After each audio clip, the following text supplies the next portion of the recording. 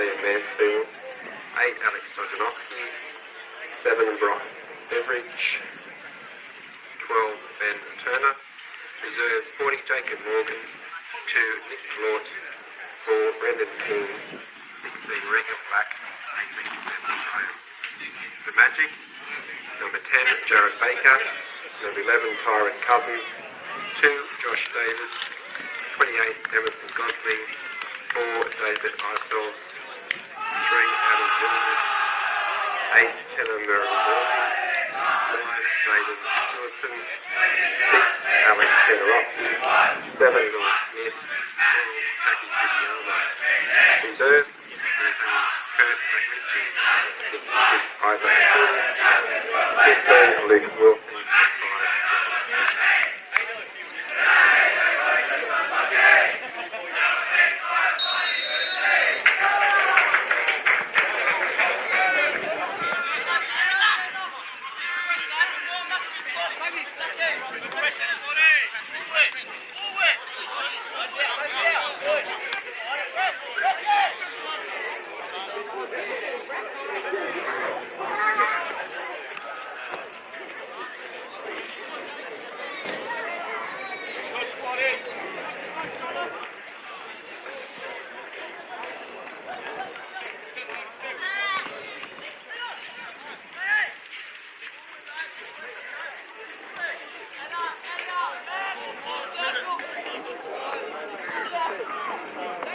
5, Sideline tie, yeah.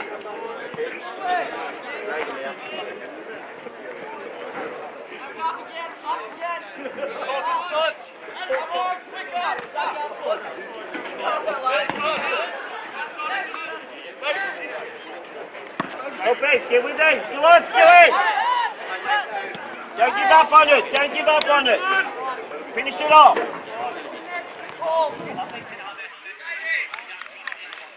Josh is in for a sec. Josh is in for a sec. Tino, you can wander a bit. Joshy, you can push Tino a bit.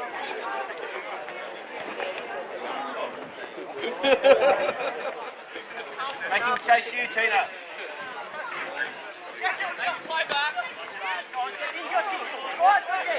Number 6, can't get good.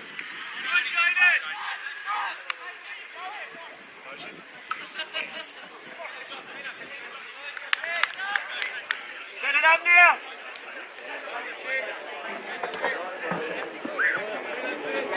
Well done.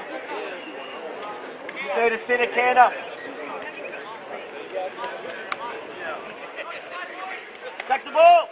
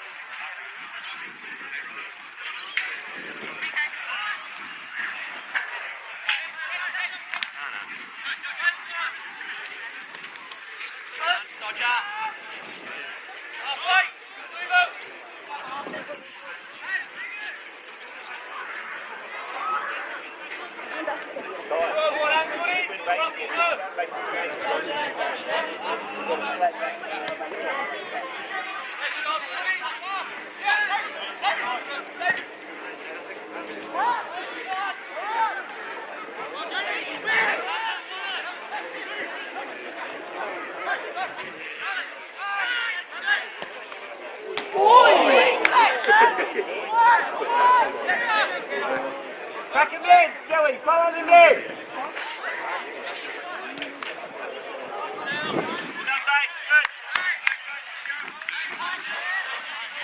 Tight. Tell Stewie what I told you as well, alright? When you get a chance, don't tell everyone else. Yeah, I can't believe it too.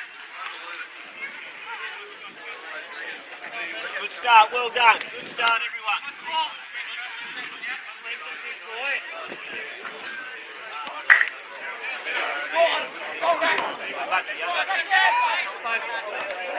Go back.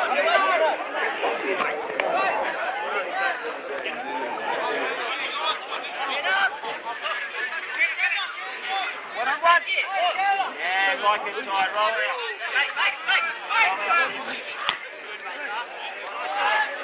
Move the ball. Numbers, David.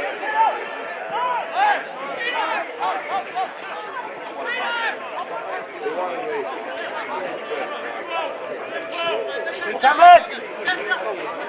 Stay out tight. Kick. Go. No, boys, lock it. Stay out tight.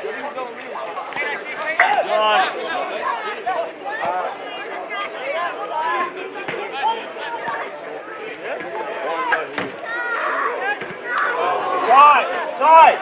Well done, tight. Tight. Good stuff. Well done. That's good.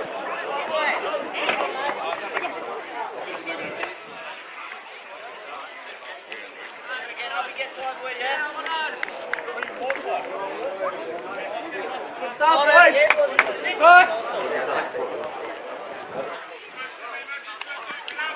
Must win. Come on, Lambton. Good, like it. Must win.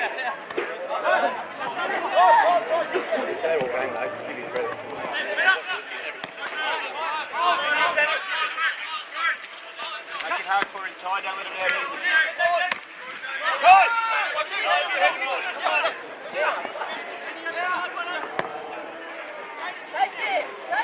Stay out, Stewie.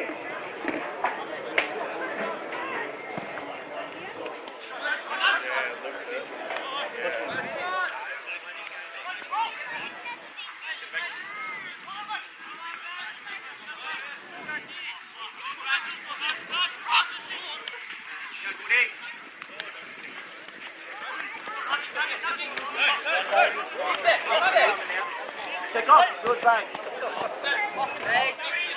It's all right. Take your touch. It's time to take your touch. You take it. Good, baby.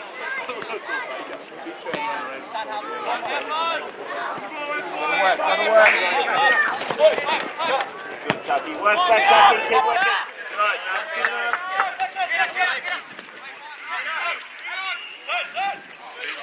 Go on, take off tight. Take off tight. Unlucky, Tino. Log on that. That's all right.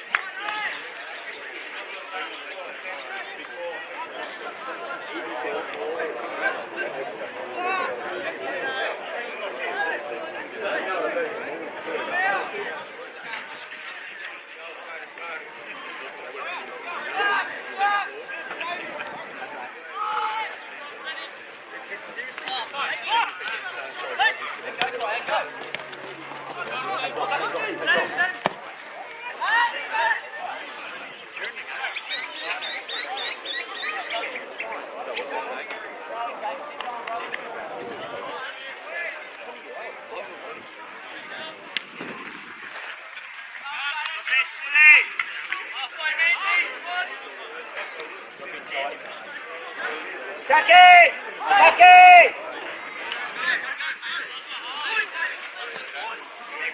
Get in there, boys. What do I do with it? Get the hands, Stewie. Get set early, Adam. Get him sorted, Joshy.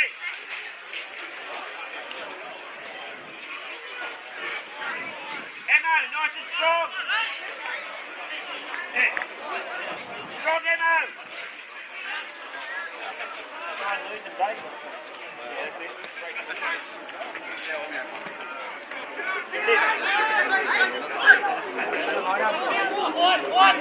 Win it! Let's go, Joshy, come on! Nice and nice, Stewie!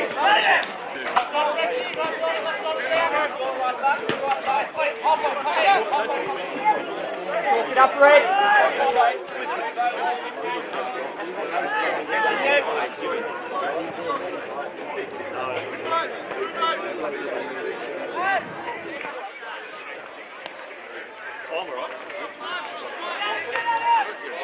Rhino!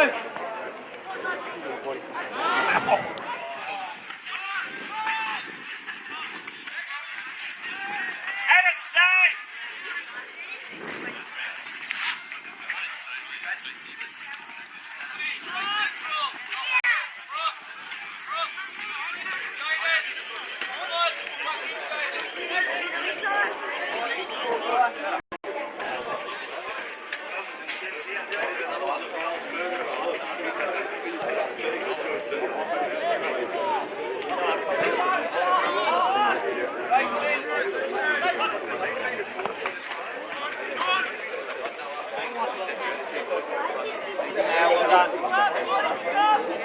Numbers, teenagers, be aware, Joshy, be aware. Go. Inside.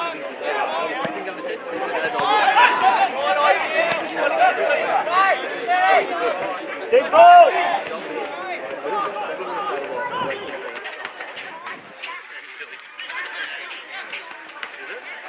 Drive it, Stewie, get it, Stewie.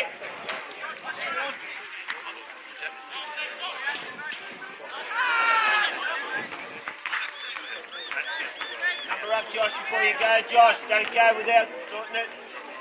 Yeah, another one, Davey. Josh, don't go. Yeah, good Tucky, well done. Just there, Tucky in front's all right. Tucky, that's okay there. Just mark in front. Tina, you've got Davey. Tina, you're Davey. Righto, set it up.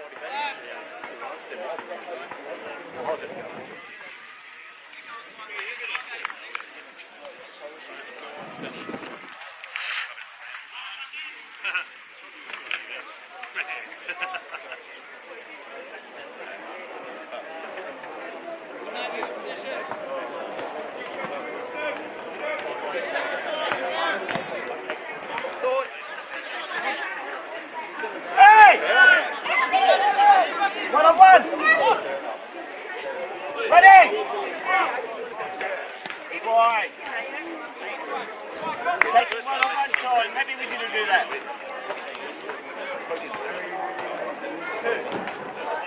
Might be able to drag it back across the front of goal though. No foul! Well done, mate. Pull the whole gap in. Yeah, probably should.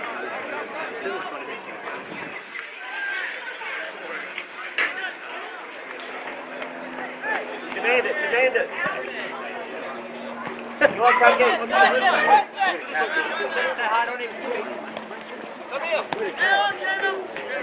Tuck in now, recover time!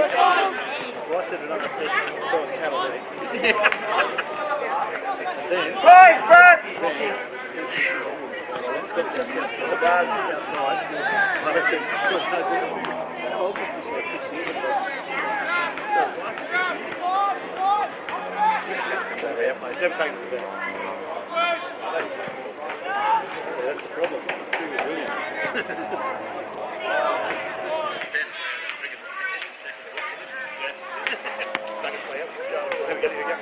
No foul! Lock him in now, lock him in! Just say X slot over.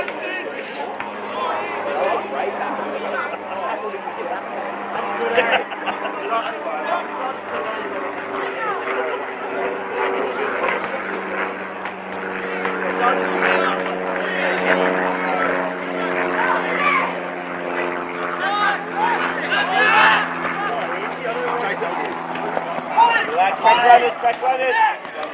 Inside canter. Track runners. Hey! Right. Midi. I was making them. Get the shot. Run at him.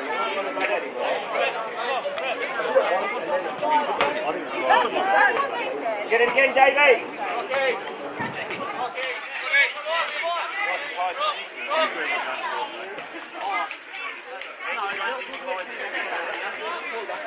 The idea, when we went to forward the back, because Leo was going to travel up the sideline anyway, and it was so safe and happy to move forward.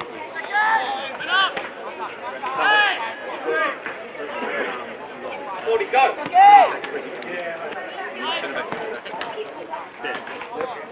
Point to runner, side on, Davey! Tucky! You're not really a precision kicker, you know when they go straight to the shift. You're more of a line kicker than actual like killing someone's head purpose. How many you're not standing here when he does it. Yep.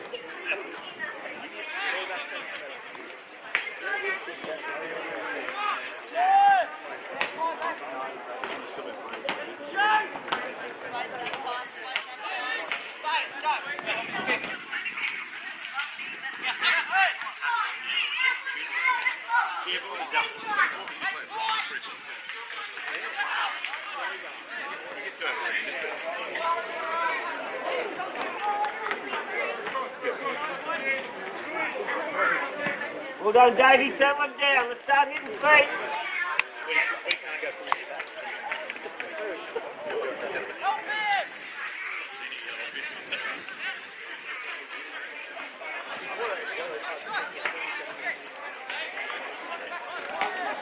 The first time I met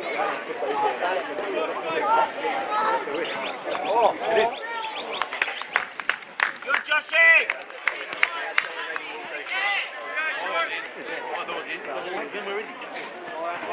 He flagged for it. Then he's gone on that. Good, Josh. Ty, heaps better. Well done. Let's get it down on the feet, Tito. Heads up, relax, respond feet if we can.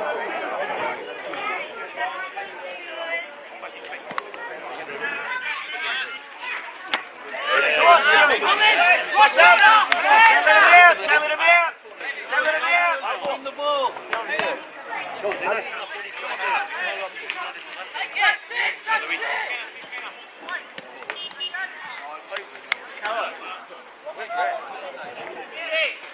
That's well done. Kenny, you can wander a bit if you want.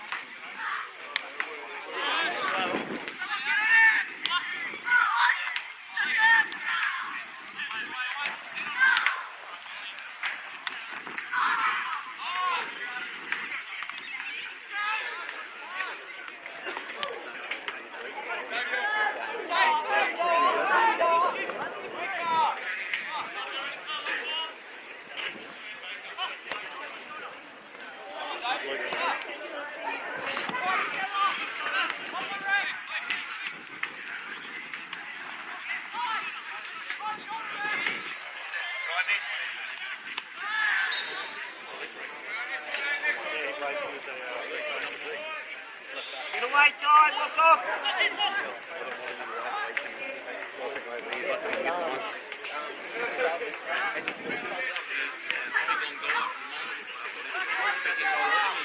Be aware, Tucky, here, be aware. Smithy, be aware. Tucky, here, be aware, Smithy.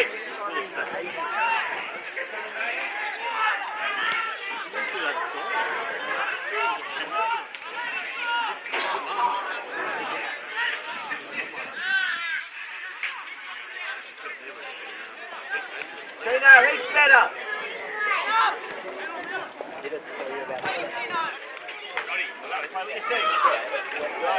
One more. Get it again, Chucky. Good, Chucky. Unlucky. Well done, Chucky. Smithy. Heaps better, Tino.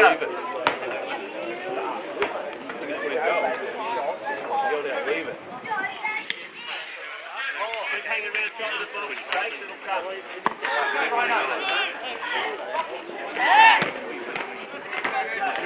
Come on, Steve.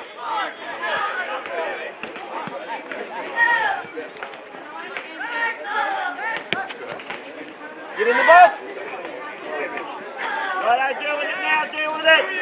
Let's go, come on, Josh.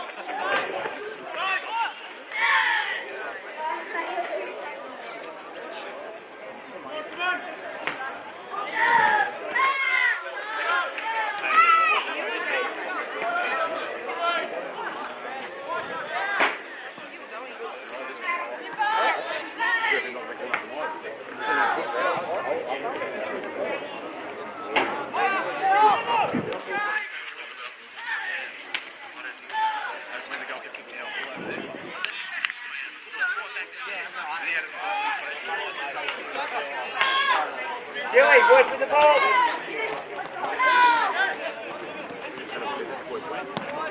Play forward if we can.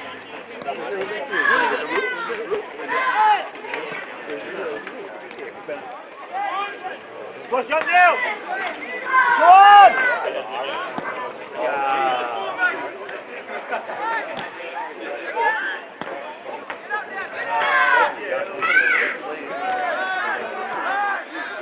Good spinning. Right up, you'll get it.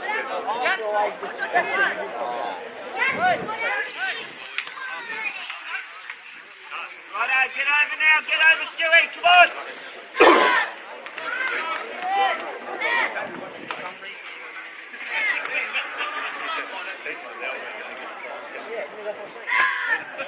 Come on, Josh!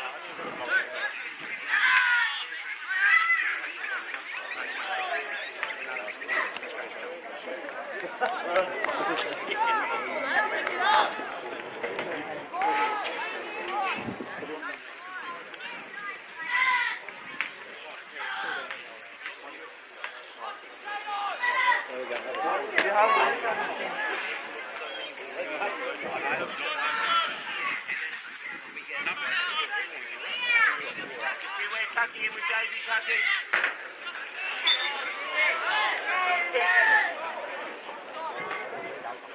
Get back. Number up, Ad. Adam, get Josh tight. Good, Tucky.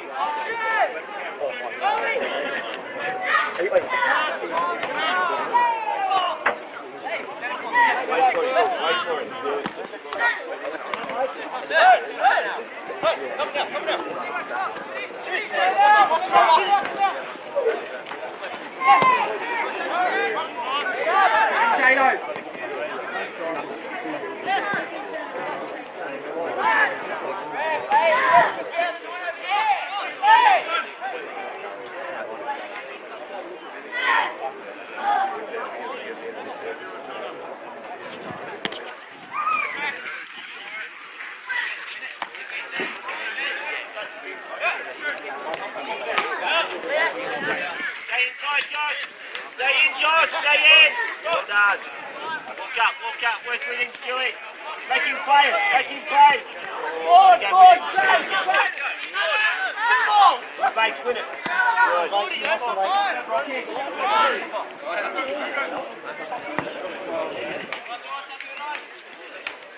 Get it, Dave, if you can.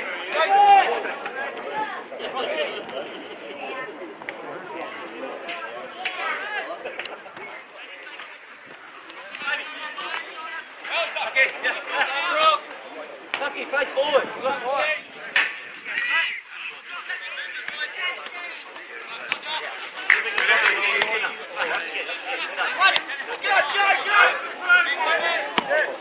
JB, see if we can turn him around. Drop one.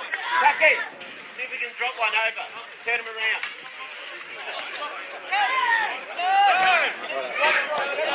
Lad, keep working up front. Keep working. In and out. Guy, in and out, Stuart.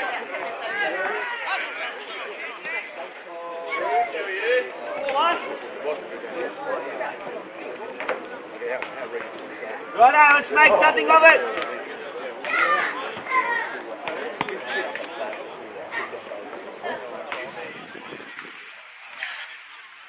Numbers, Dad. Joshy. Adam, demand it. Well done, Tino.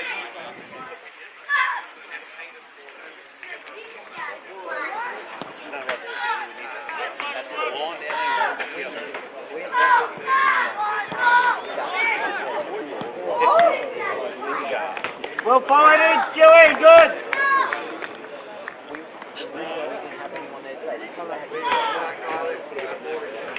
Tino, be aware here. Tino, just be aware, that's all. Stay in there, just be aware.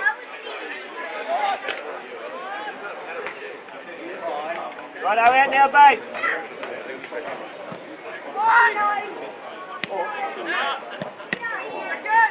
Oh, well done. Be patient, it'll come.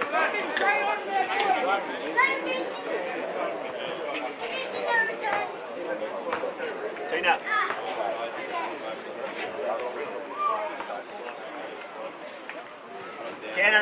goes, drop tenner, drop tenner.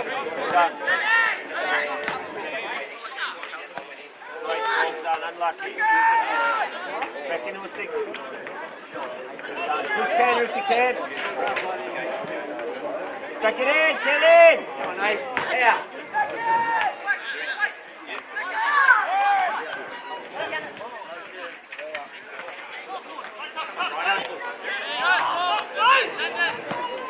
Tight, mate.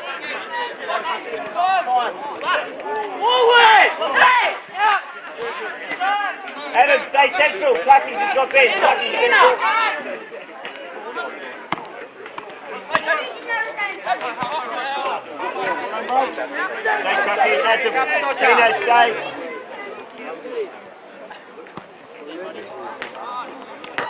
Squash him in now.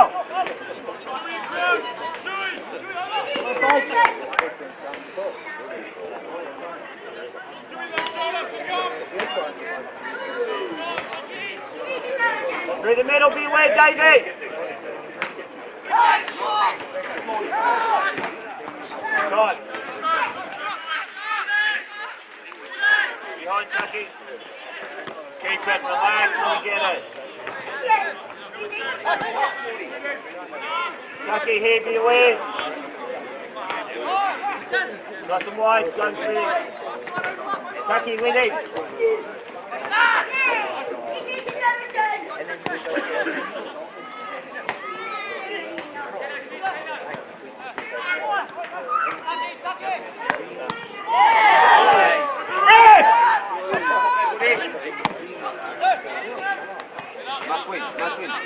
Strong.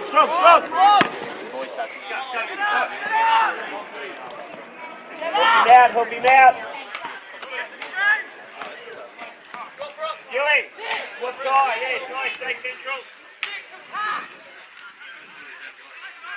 Keep looking for it, Banks.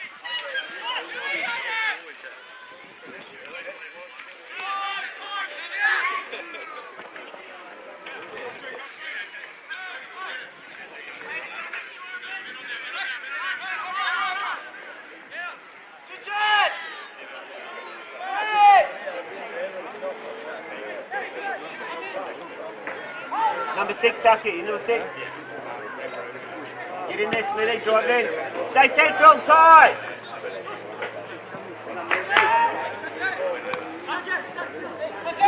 Good, Smithy.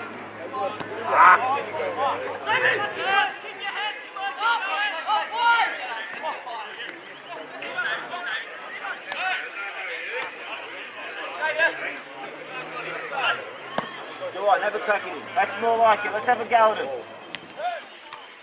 Not bad. Here we go, relax, set it up. Don't get frustrated. Making sure you got numbers, Tucky. Pino. Need a holder, Kenna.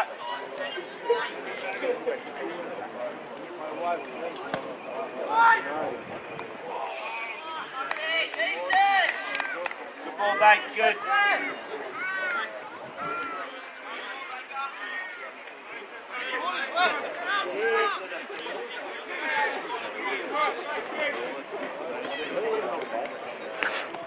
Sunny day.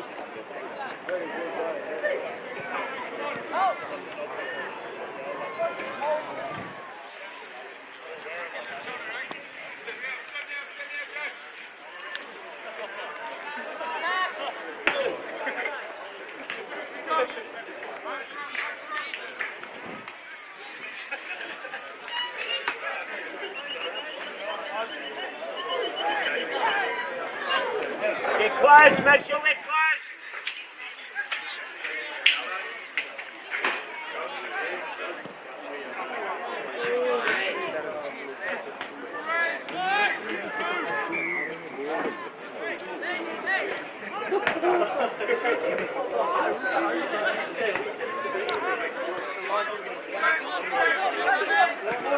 Good base, good pressure.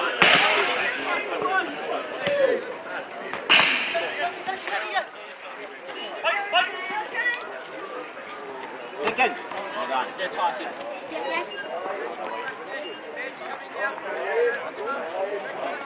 Numbers be away, David. Josh, tuck in. Josh, tuck in. There it is. Tuck in. Runner. Run down. Go, Smitty, press.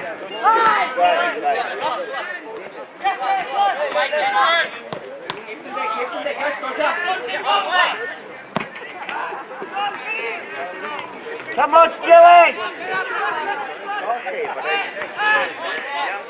Left!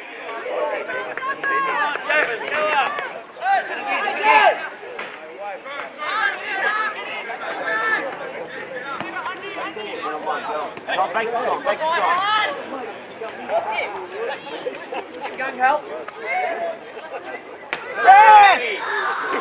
Set it up, mate. Have a look. Numbers turn up.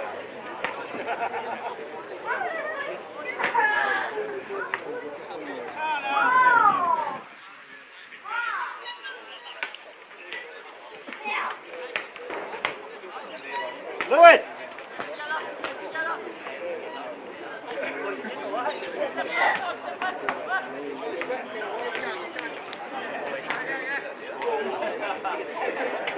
Joshy, get in the wall! Josh, get in the wall! Well done, Louis.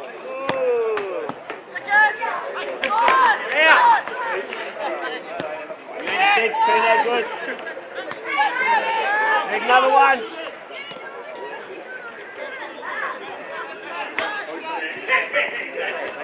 Numbers, Tucky, one more.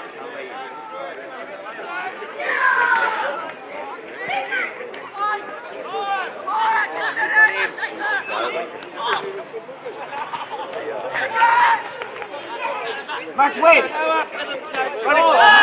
Unlucky. One lucky.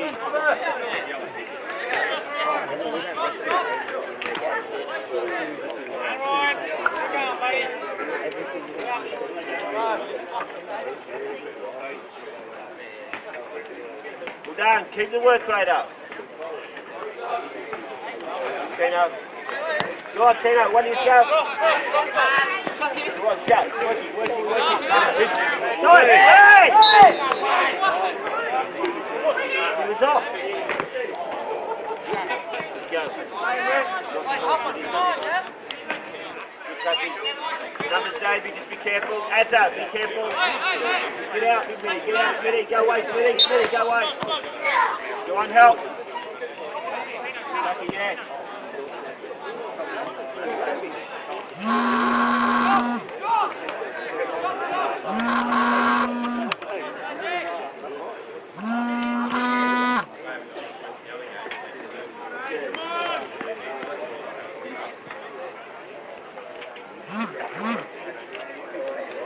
Just be aware, Chucky.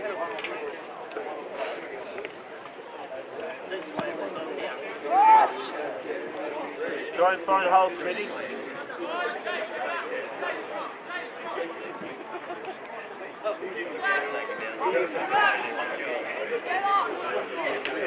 Try and drag the wide, Smitty, now.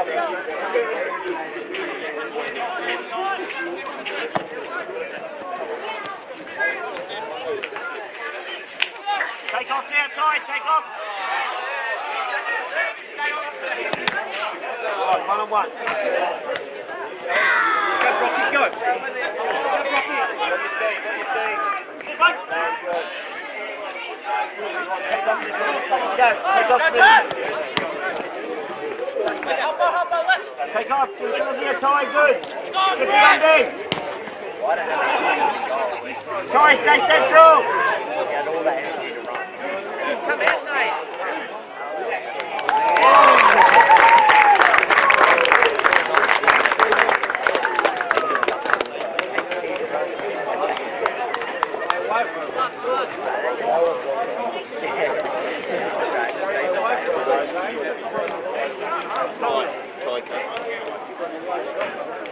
Well done, good.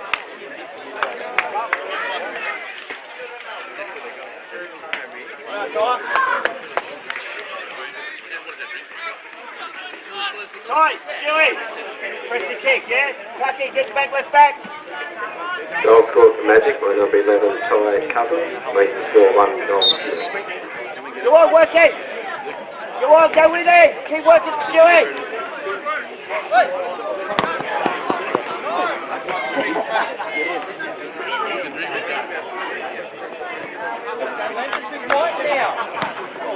Go on, one on one.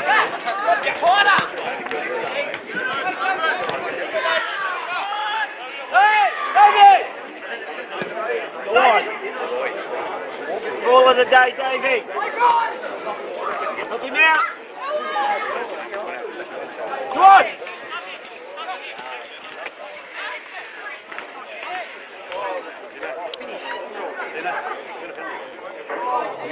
Too far, what's that, Smithy? Push back. Davey, that's what we're after. Tina, yeah?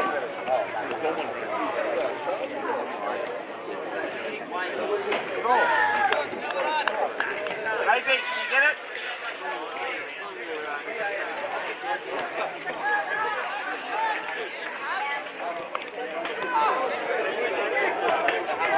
You need a 6. Tucky, we need someone more, Davey. Davey, we need one more.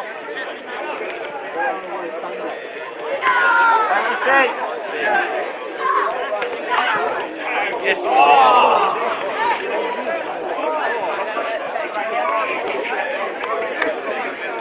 Well done, come on, back in, set up, Smithy, Stewie, come on. Just be aware, Tucky, Smithy, just be aware here. Just sit where the ref is, level with the ref, Smithy, give yourself a bit of room. Well done, that's it.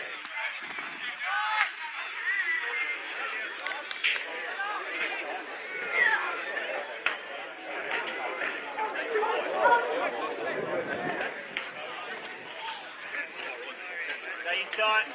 Work back, come on! Numbers, Davey, look at numbers.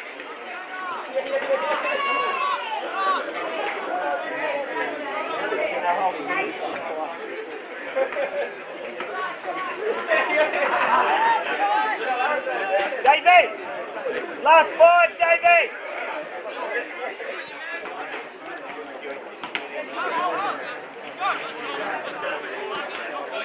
Take off base, base is gone.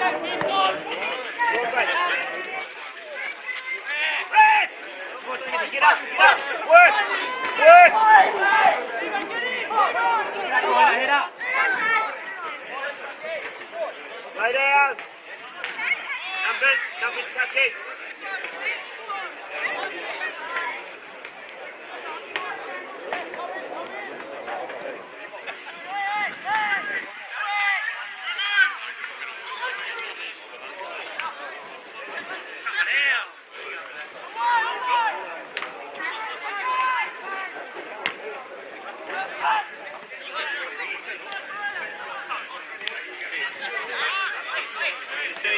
One-on-one. Stay out. Tucky, stay out. Right out, point of foot. Good boy, well done. Numbers, JB. Heads up, numbers. Adam, stay in.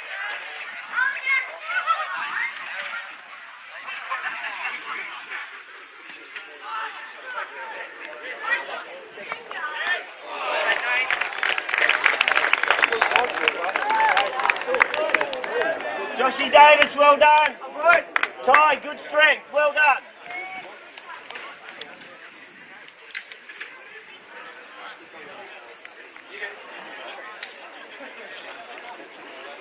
Tina, stay home for us, will you?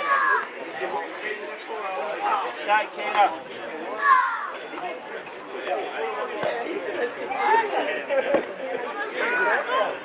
Oh! Nice man!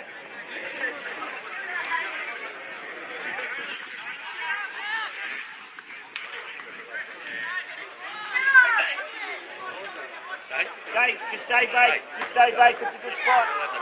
Tucky, high up. That's right, yeah. tie if you're out here.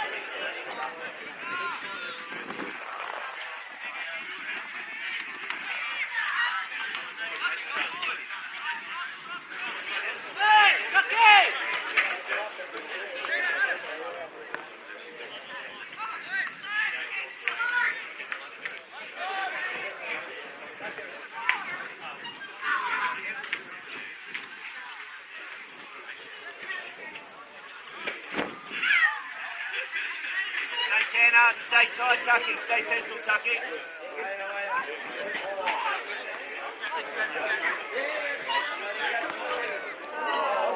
Well done, come on, let's finish it.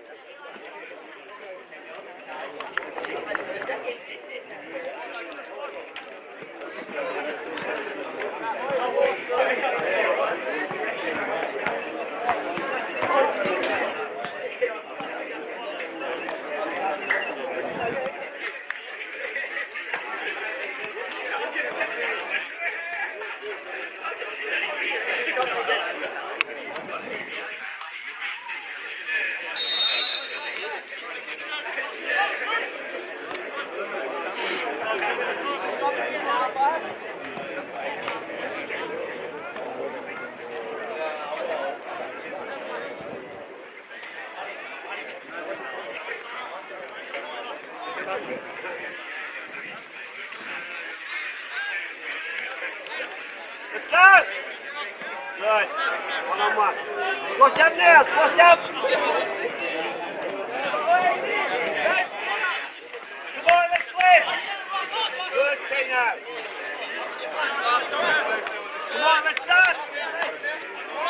That's sweet. Go on, get him. Go on, Stewie. Work in. Unlucky. Get him up there, lads. Get him up there. Come on, Stewie, working. Go on. Unlucky. Stay out, stay out. Good, Joshy, like it. Check in. No bouncing. Stay up in the feet, stay up in the feet. Righto, sit up now, Joshy, jump in. Just be aware, tuck in.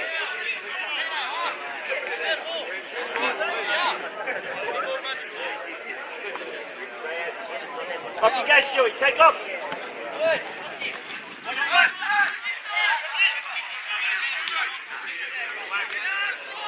Can we find you in the corner, Stewie?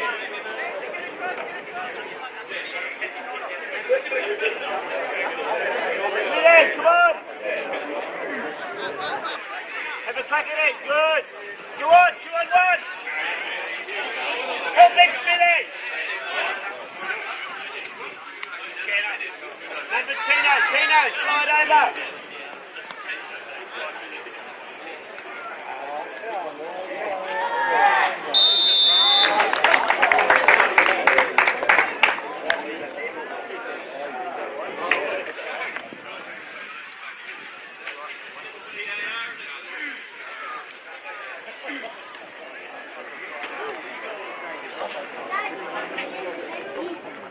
Smithy, tuck it in, follow in.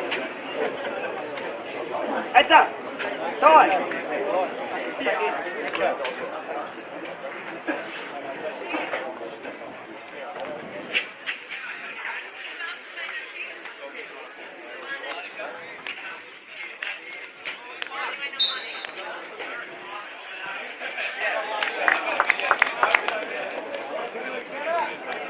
Good start, well done, good start.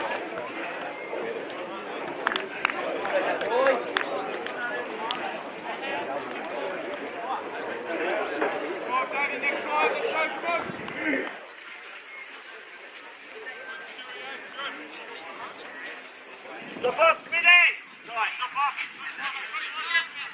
Go work it, work with it. Number 6, Alex Kederowski. Oh, unlucky. Running for Magic, making the score 2 goals to 0. Great work, boys, good.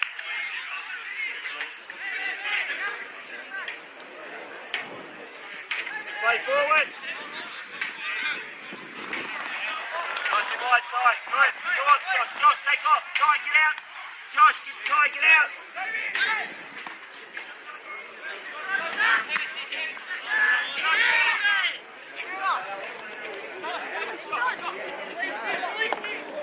Good, big man. Ah.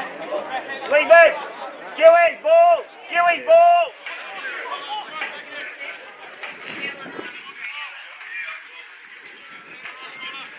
Find someone, Bates. Off you go, Bates. Work it. Go with him, Stewie. Go with him.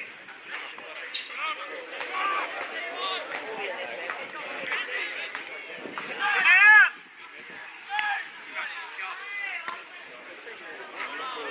Righto, deal with it. Relax. Deal with it. Hurry up. Get sorted.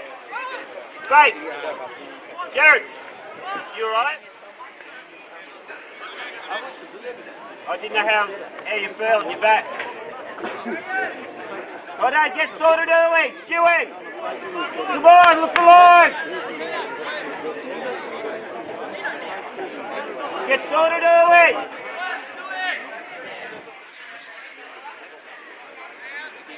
Attack the ball.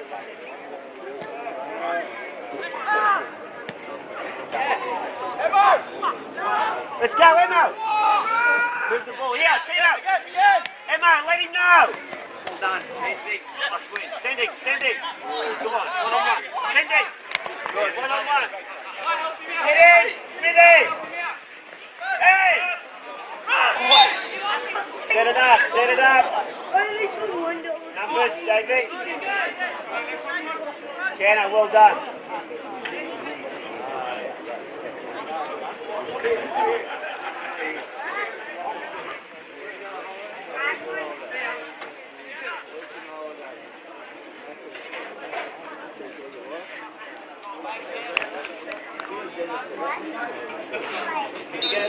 Take the ball.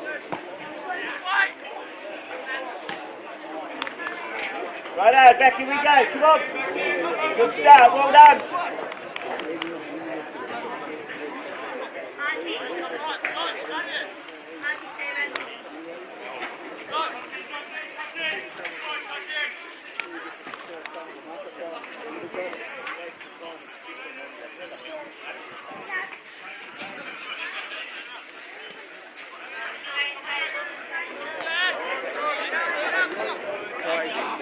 One on one. Stay out, Josh.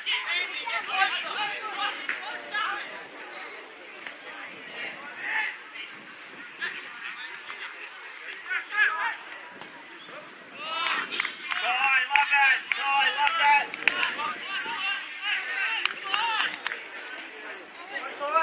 Well done, Joshy. Try and stay out that. Good luck, bud.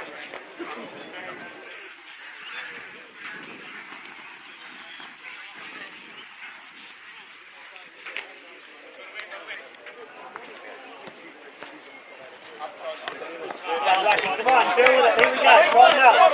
Find someone. Smithy, in the hole. Smithy. Smithy, in the hole. Stay last see what happens. Try and get forward or back from there. Stay up. Come, put in. Stay up. Stay up! Shut him, Davey! Shut him! Come on! Next stick! Find someone, Adam! Adam! Relax, make it set up! Here we go, let's just go! Hey mate, let's go! Tie! Seconds, get off it!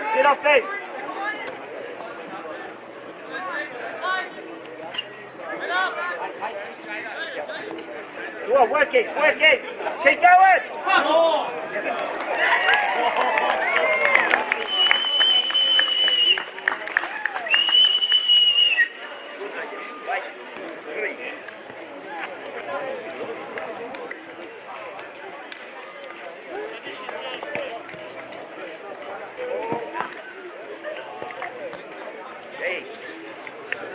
Well done, good! From the kick-off, Stewie. Well done, Ty. Josh, you be ready. Smithy! Sit in the hole, Smithy! Go on! Go with it. Go on, press. Go on, Josh. Number 9, Jaden Stewart of the Magic, making the score 3 goals to 0. 2 on 1. Stay out, Stewie. Must win. Work in.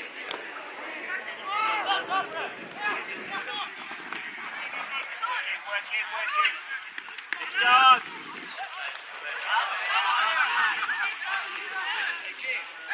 Well done, right, deal with it. It's okay, deal with it. Get in, Smithy. Peanut, come on. Where have you been?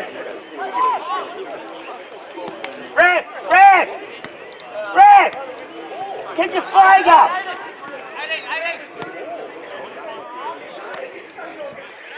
Find someone, side on Josh. Adam. Righto, get him up.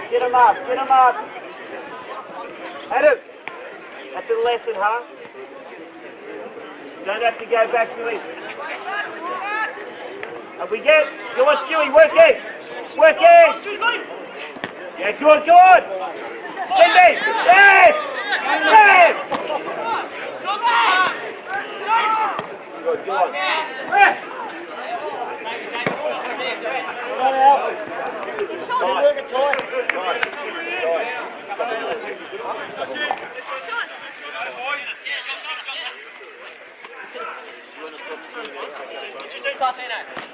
Working. Right. Get him around. Come on, find someone now.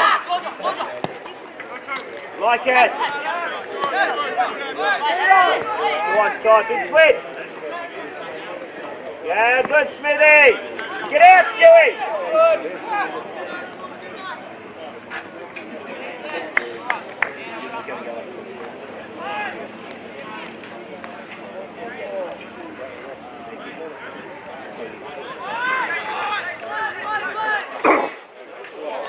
Work it, chase it. Get back. Back in. Bounce it off, Ty. Let's go, Ty. Let's go, Smithy. Safe.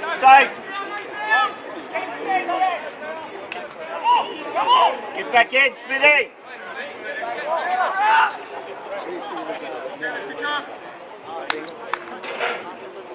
Good, heads up. Swap you and Tucky. No crosses. Well done, good.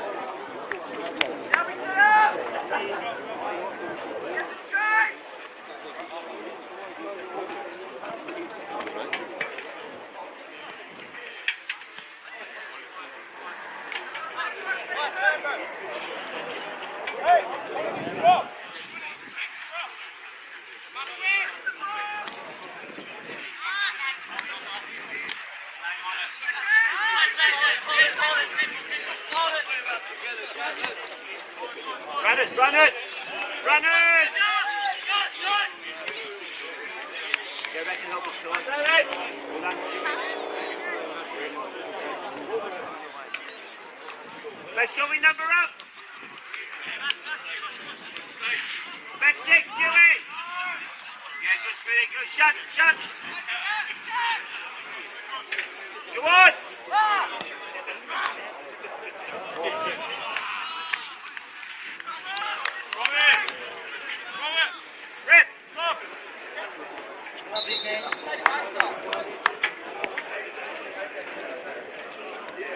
Stewie, just out here. Joshy, couple more, yeah? Couple more. Ziki,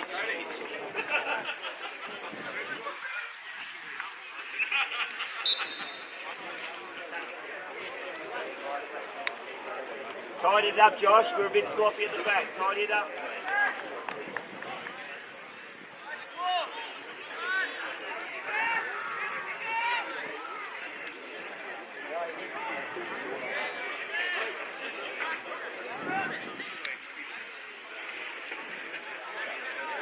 Play forward.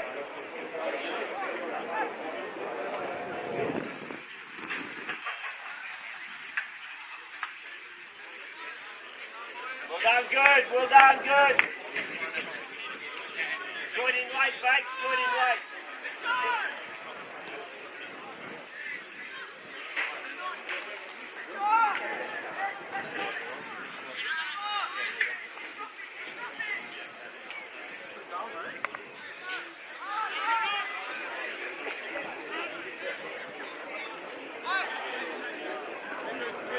Good out, relax on it.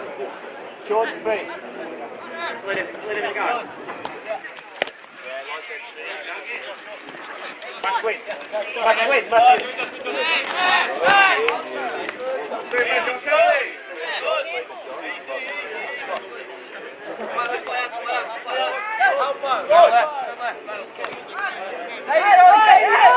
it short, shorten it up. Shorten it up, well done. Good, mate. Go on, Josh, good. Hey! Be tidy on it. Be careful, lad, be careful. Pick your areas where you're going to go one-on-one. Bang! And drop it. Pick your areas, mate.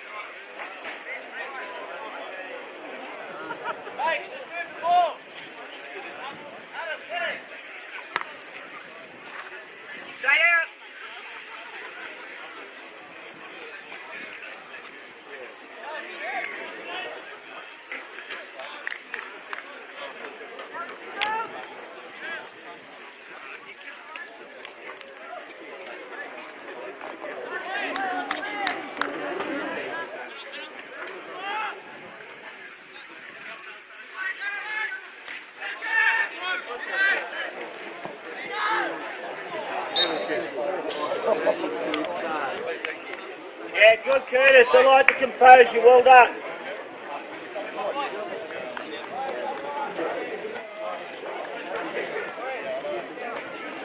Josh, well done.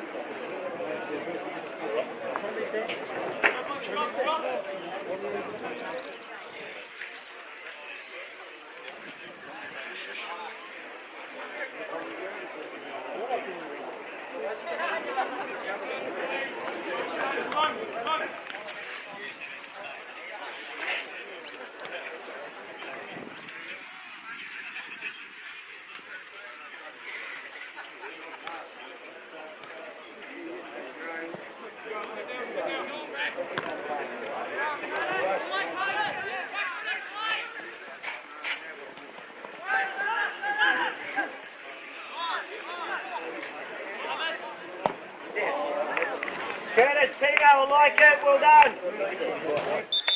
Good, Tino.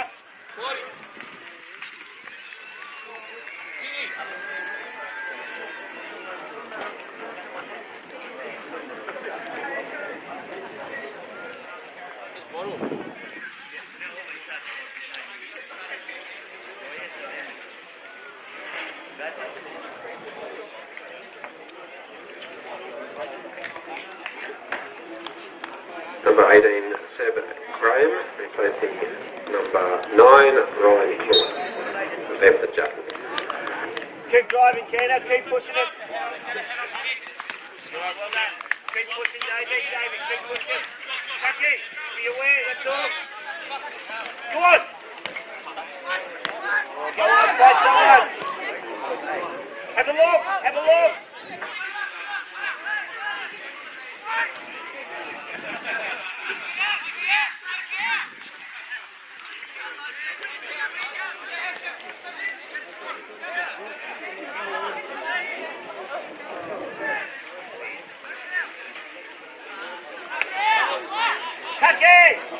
Good.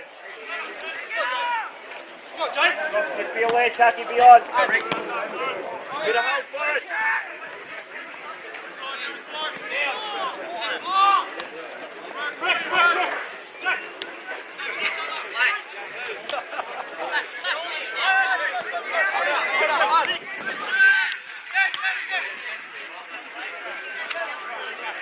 Nice, Stewie. Go work it. Come on.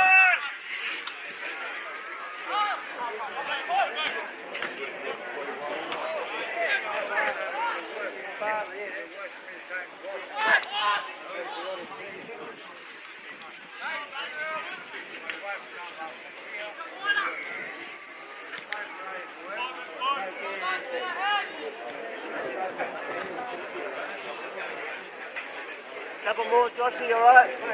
Couple more minutes.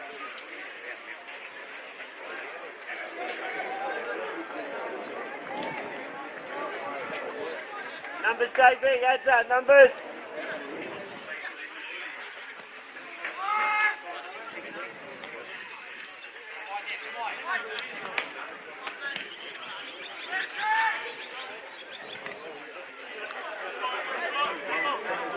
Come on, Stewie! Yep.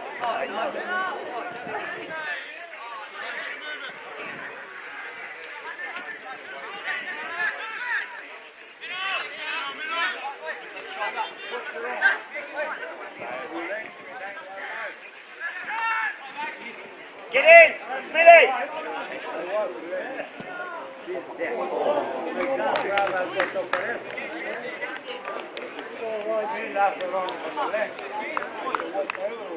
It's a flight.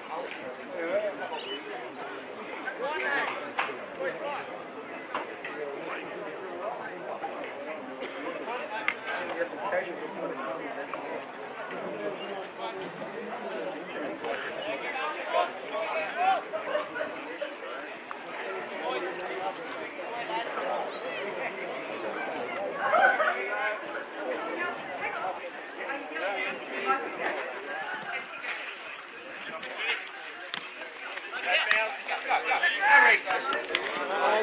Tricky runner. Where's your runner? Where's your runner?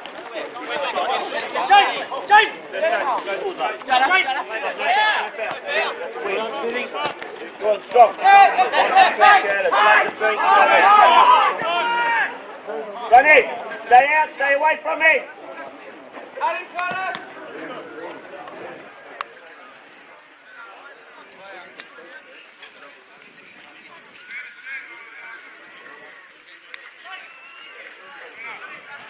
Stay in touch, you stay with Davey, that's it.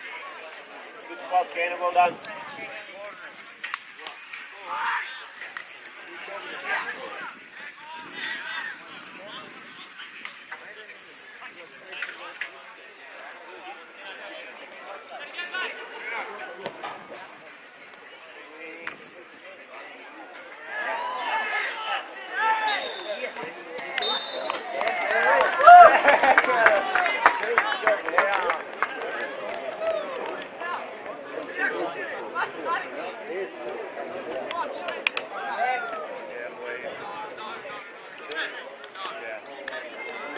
Good, Curtis, well done, good.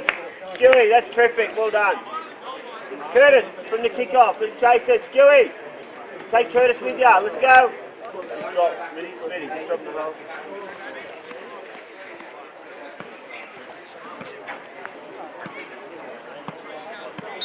Go on! Go on!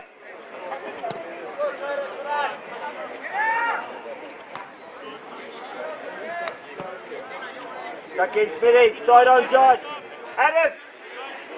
Adam! Be aware.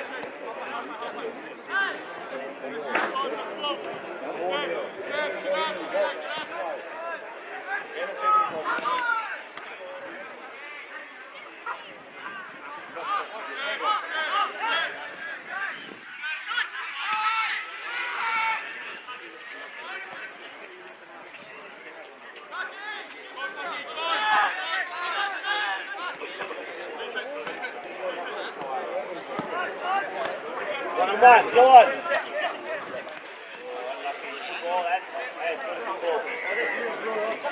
Tino, 6 and hold, Tino. Right, someone.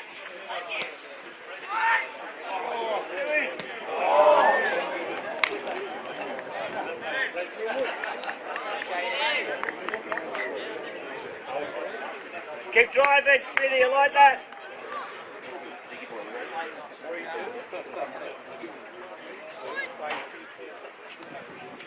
Red.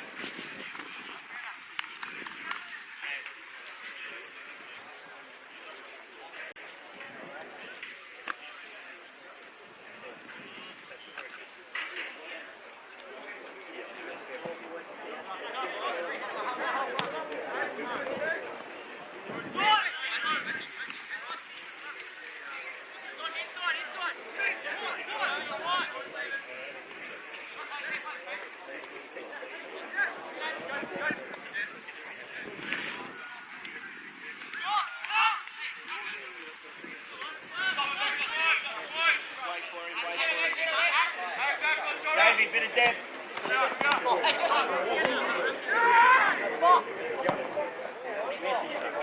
Shorten it up.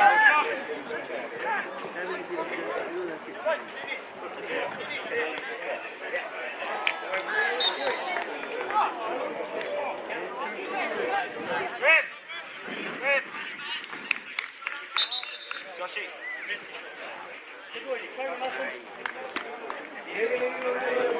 Josh, give it a spin, give it a spin.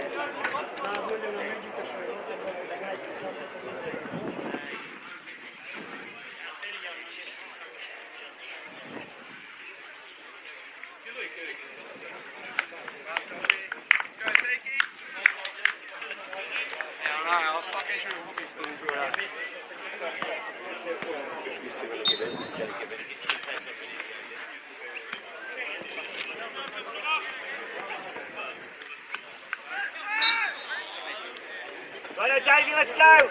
Bakes, get the ball for us, Jared. Fill the middle. Smithy, drive in, there's 1-3. Number 14, Vic 10 Dawn, replacing number 2, Josh. Adam! Davey, give him nothing, alright? Just be aware, Zeke's here. Smithy, swap with Zeke. Come on! Shut it! Shut it! Slow down. Time. Get up, Davey!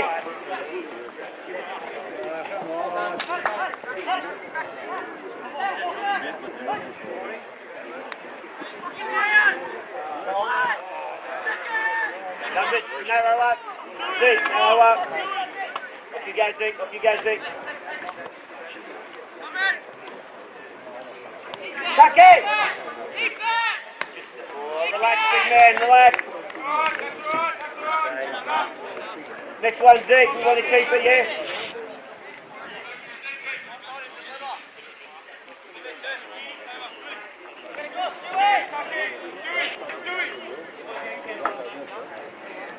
Well done, Zeke, good area, just relax. Bit of depth, one up, one off.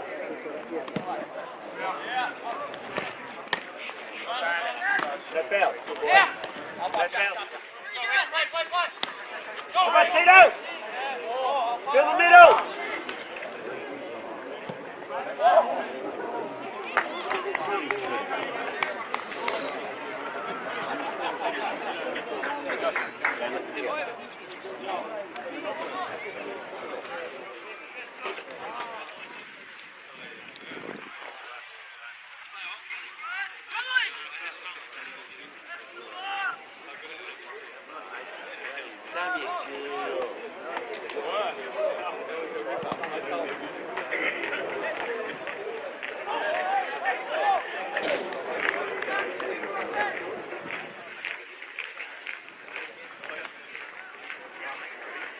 Stay in, Zeke.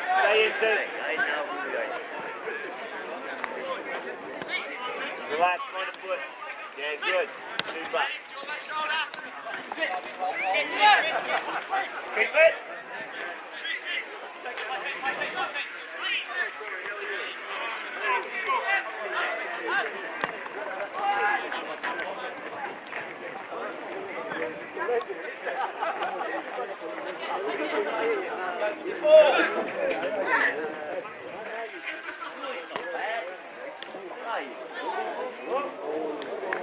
Good following, Curtis, I like it. Unlucky Bates. Come on, Bates, stay in. How's it going? Yeah, good out here. Alright. Back in, Smithy.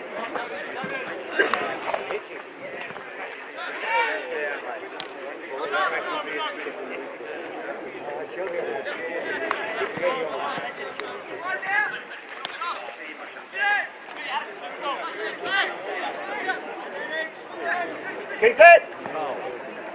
Slide in, Zeke, just slide into a 6. Where Canter is.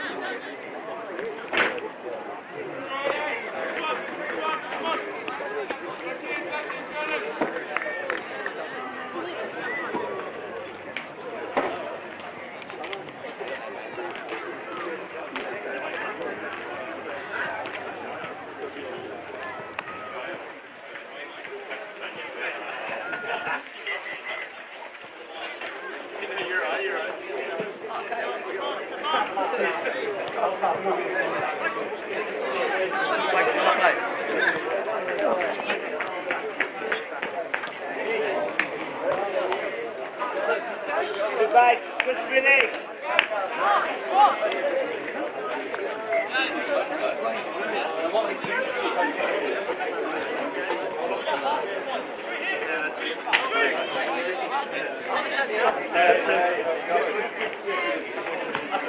Dewey, good move, well done.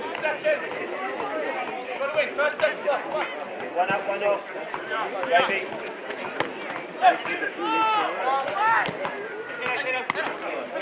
Get a touch, get a touch. Hit! Hit!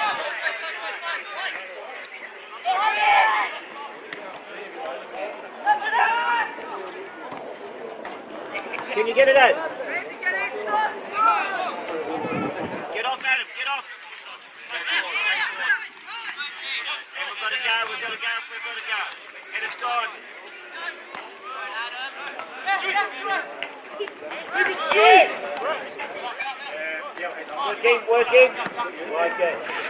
Working.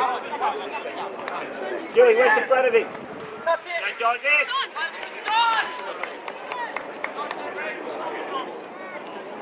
Help him out. Side on, lads.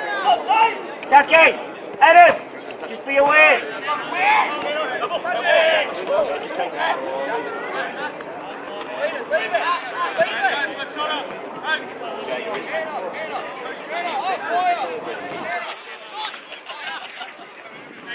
Side on, Tucky. Smitty, that's you. Working.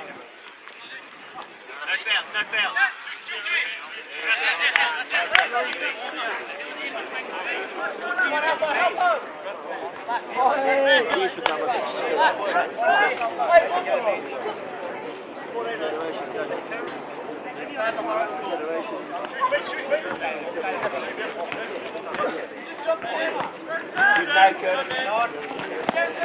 Go on. 2 on 1. 2 on 1. Go on, Joey, get with him.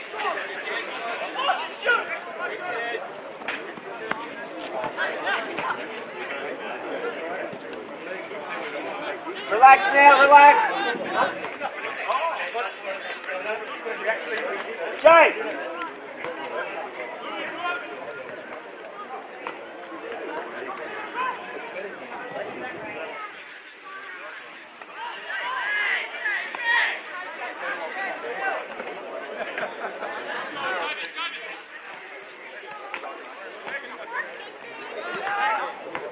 Let's go, we're on.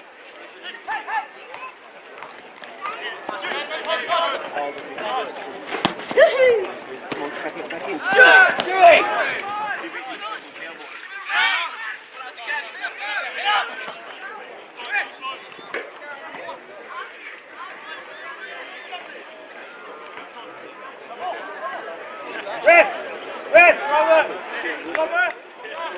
Head up. Right. Back into the 6 for us, please.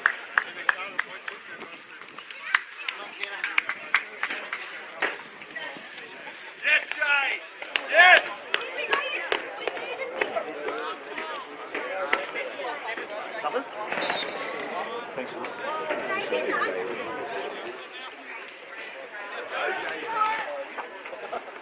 Number 5, Jay Kitcher, replacing number 6.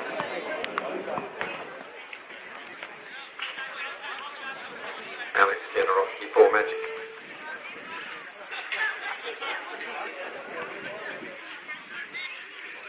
Side on, Zeke. Side on, Ed. Check someone back.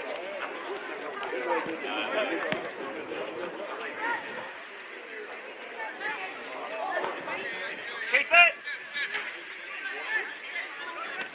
Keep it! Go on, make it hard for him. Make it hard. Get up, David.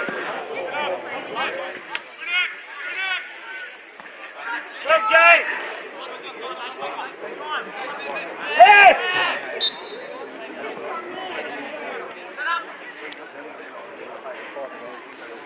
Set it up. Set something up. David, numbers. Zeke, just stay in. Just stay in, Zeke. Tucky. Sit.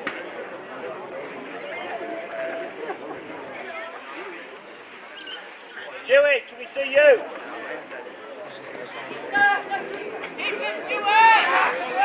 Time now.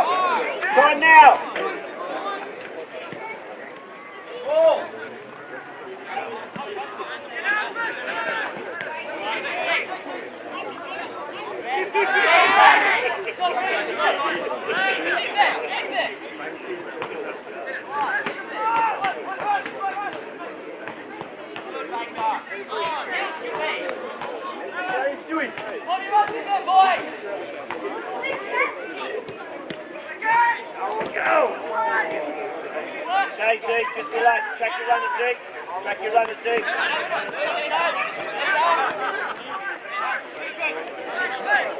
Dewey, stay away. Nice and deep, man. Nice and wide, Zeke. Nice and wide, Zeke. Well done.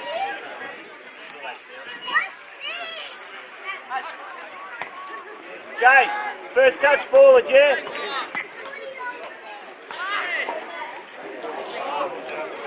Set it up now, let's get something from it.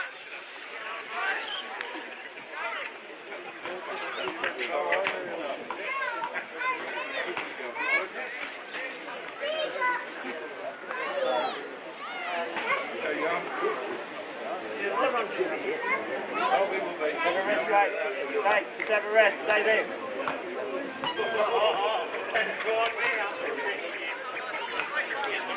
And not now, well done, just stay there though. Relax, set it up. Need one more, Bakes, don't go, Bakes, you can't go. Maybe narrow up. Big, narrow up.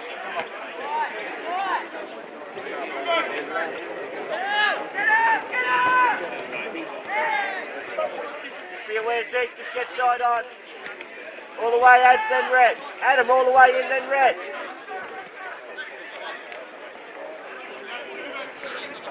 Well done, Adam, just sit for us now. Wait for it, Zeke, just wait for it, Zeke. Drop it, well done. Look out, yeah, well done, good. Well done, doing it. Go, get the ball. Bakes into the 6, Bakes, into the 6.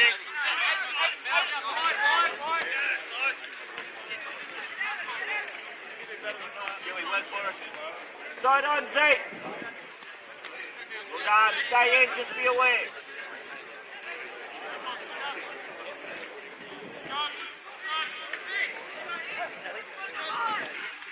Come on, relax.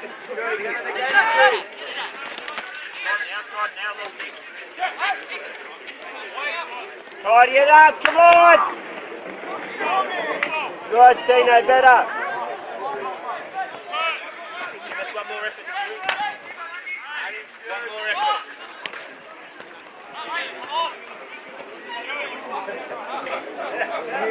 Get into him, babe.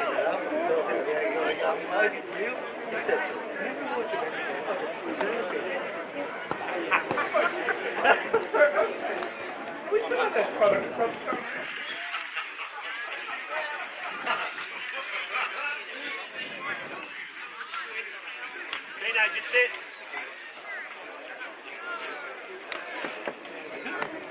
Sit in, mate.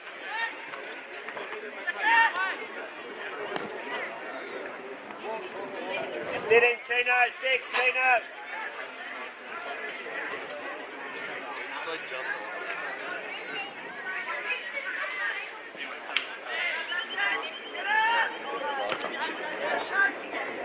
Nice to get up for it, Zeke.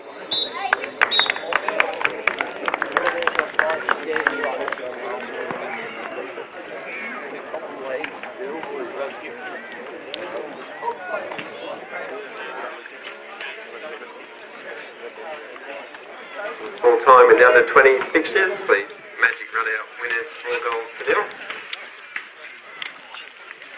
Plenty of hot food, cold beverages at the barbecue tent. The lads will fix you up there for a coldie. The ladies got chicken.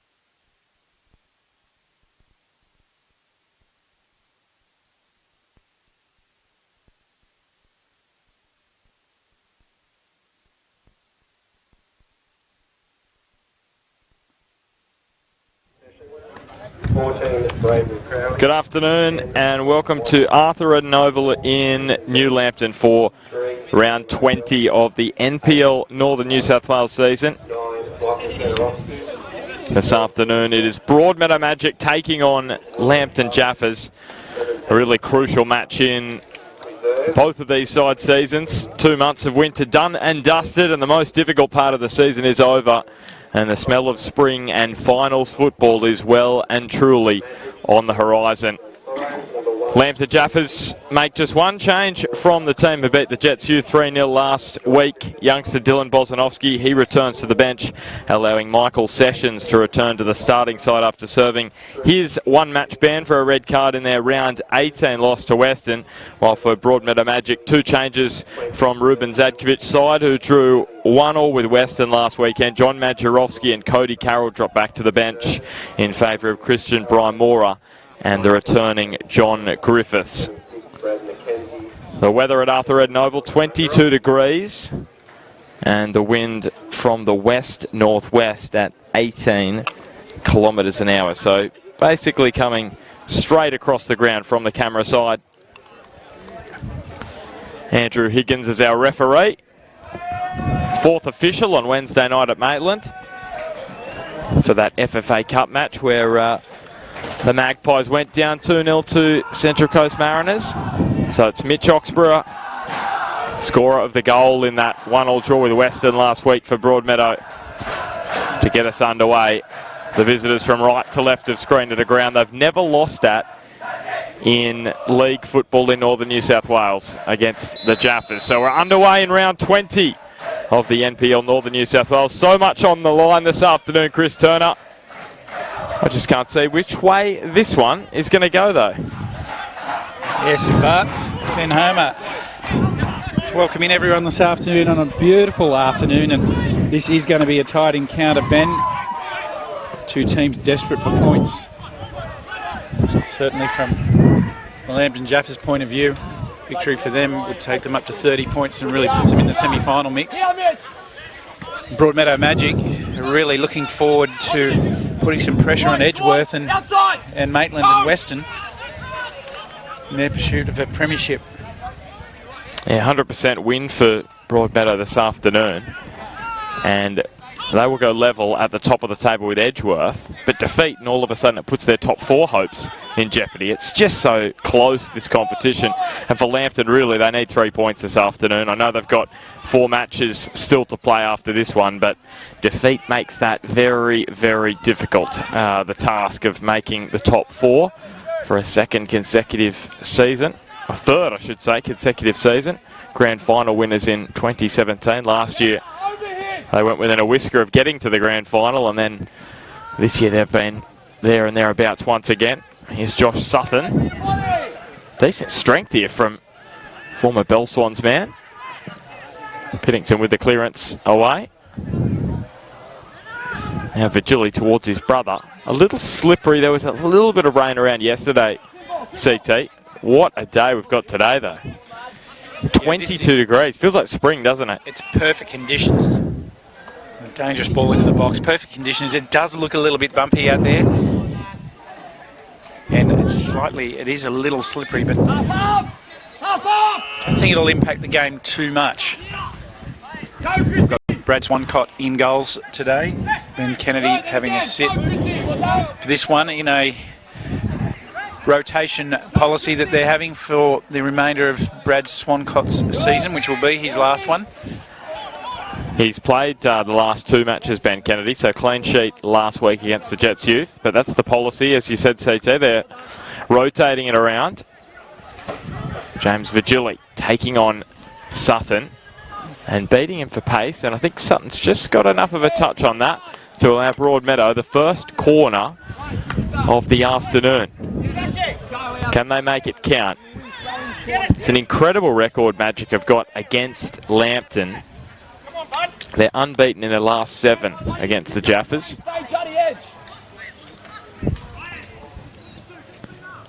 Here's the corner called in. Michael Kandarowski getting there first with the boot. Broadly. And then Nathan Verity towing it clear, and Braden Crowley, who hasn't scored against Broadmeadow Magic during his time with the Jaffas, can he get one on the board this afternoon? Appeals for a free kick. Jeremy Wilson on the ball for Broadmeadow, and Mitch Oxborough calmly away to Vigili. Braden Crowley may be a little bit winded, CT. Yeah, he looked like he felt heavily, and he hasn't got up yet.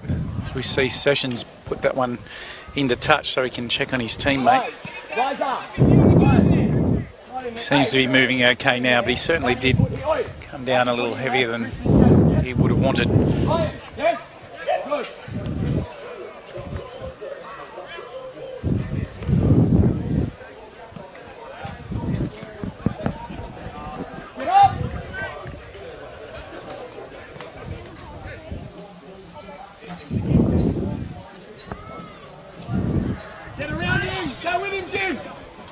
Seems to be moving okay now, but Here's Odell. Squaring it up to Waller. Now Kantarovski. First touch. Decent angle on the pass to Verity. It just opened up that left-hand side momentarily for the Jaffas. Sutton. His ball is misguided and allows James Vigili to take off in the opposite direction. Oxborough looks up and he picks out James Vigili. It's going to sit inside the byline for him. He's got Brian Mora in the middle, also Luke Vigili, looking to find Christian Brian Mora, who's lacking a bit of confidence at the moment. Just the one goal for him this season. Vigili clipped. Is there enough there for a penalty? That's the question Broadmeadow bench were asking. Well, they're certainly asking for me. That's not a penalty on that occasion. Although Lambton probably would have taken a sigh of relief there.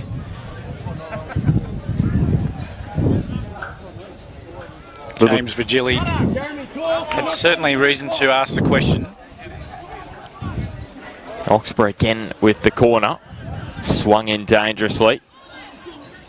It was James Vigili who provided the cross, a pinpoint cross for the goal last week that Oxborough scored against the Bears. And Vigili, 11 goals for the season. He's just one off Ollie Smith, who's at the top in the Golden Boot race with 12 goals. And I couldn't believe it, CT, because obviously I've been away for a month.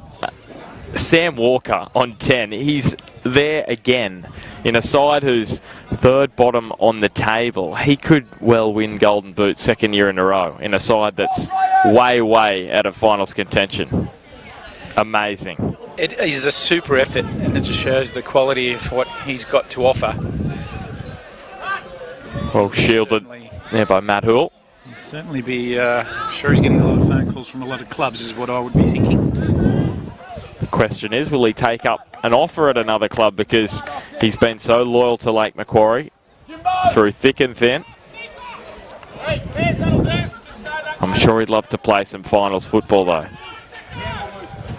and try and win a premiership or a championship in the coming years.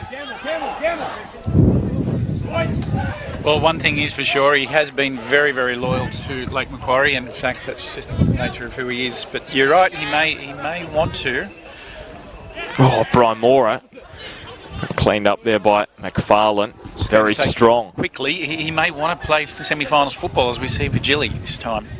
He's got Nathan Verity backtracking and conceding the corner. The Jaffas defender did well there, because Vigili is so dangerous in those one-on-one situations. But you give Broadmeadow enough corners and they'll probably make you pay. Mitch Oxborough again trotting over, and it's on his preferred side. He's going to really bend this one in again, put some pressure on the Lambton backline, but that one, not one of his best efforts, straight to the near post, and Michael Kantarovski will deal with them every day of the week. Yeah, he certainly had the right whip that he wanted. He's just got to get it past that first defender for it to cause a problem. And as you say, Bart, it was easily cleaned up.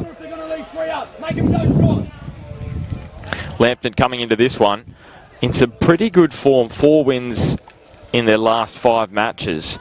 But they've only beaten one side inside the top 6 this season. That was Western in round 7. That was here on Good Friday, 2-1. They got the job done. So that's the concern for the Jaffas.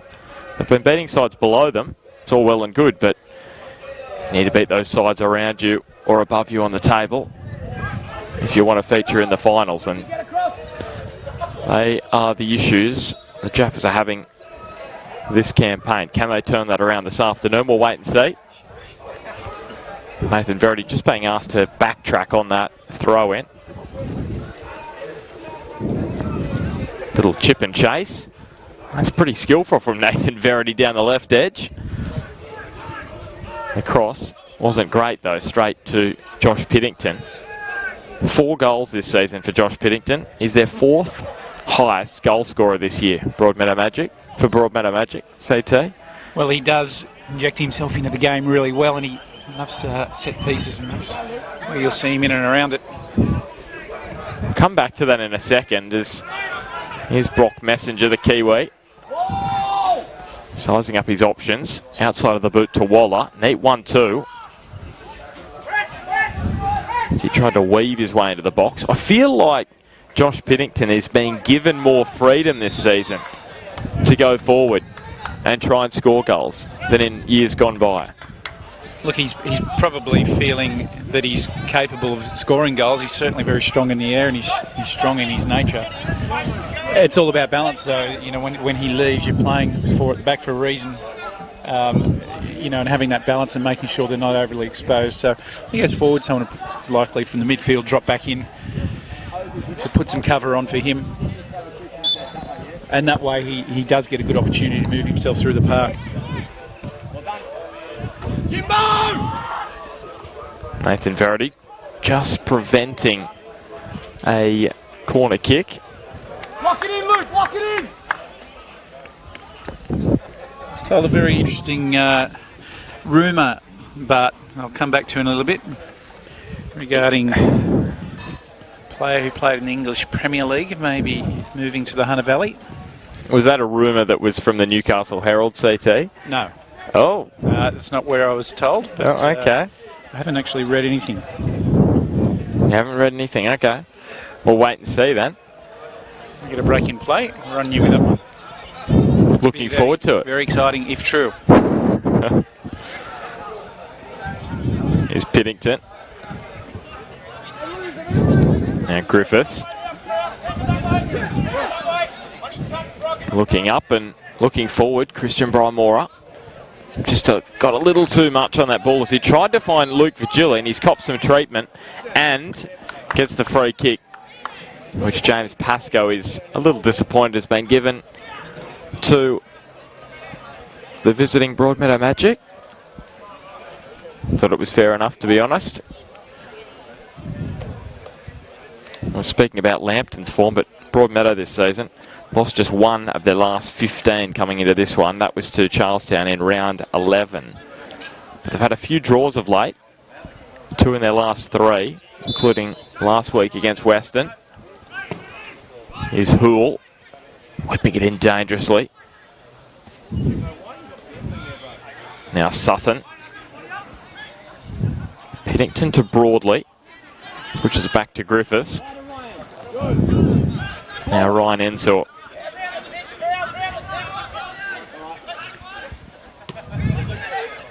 Vigili. Neat flick on, but McFarlane read it well. Get a fucking hold of him!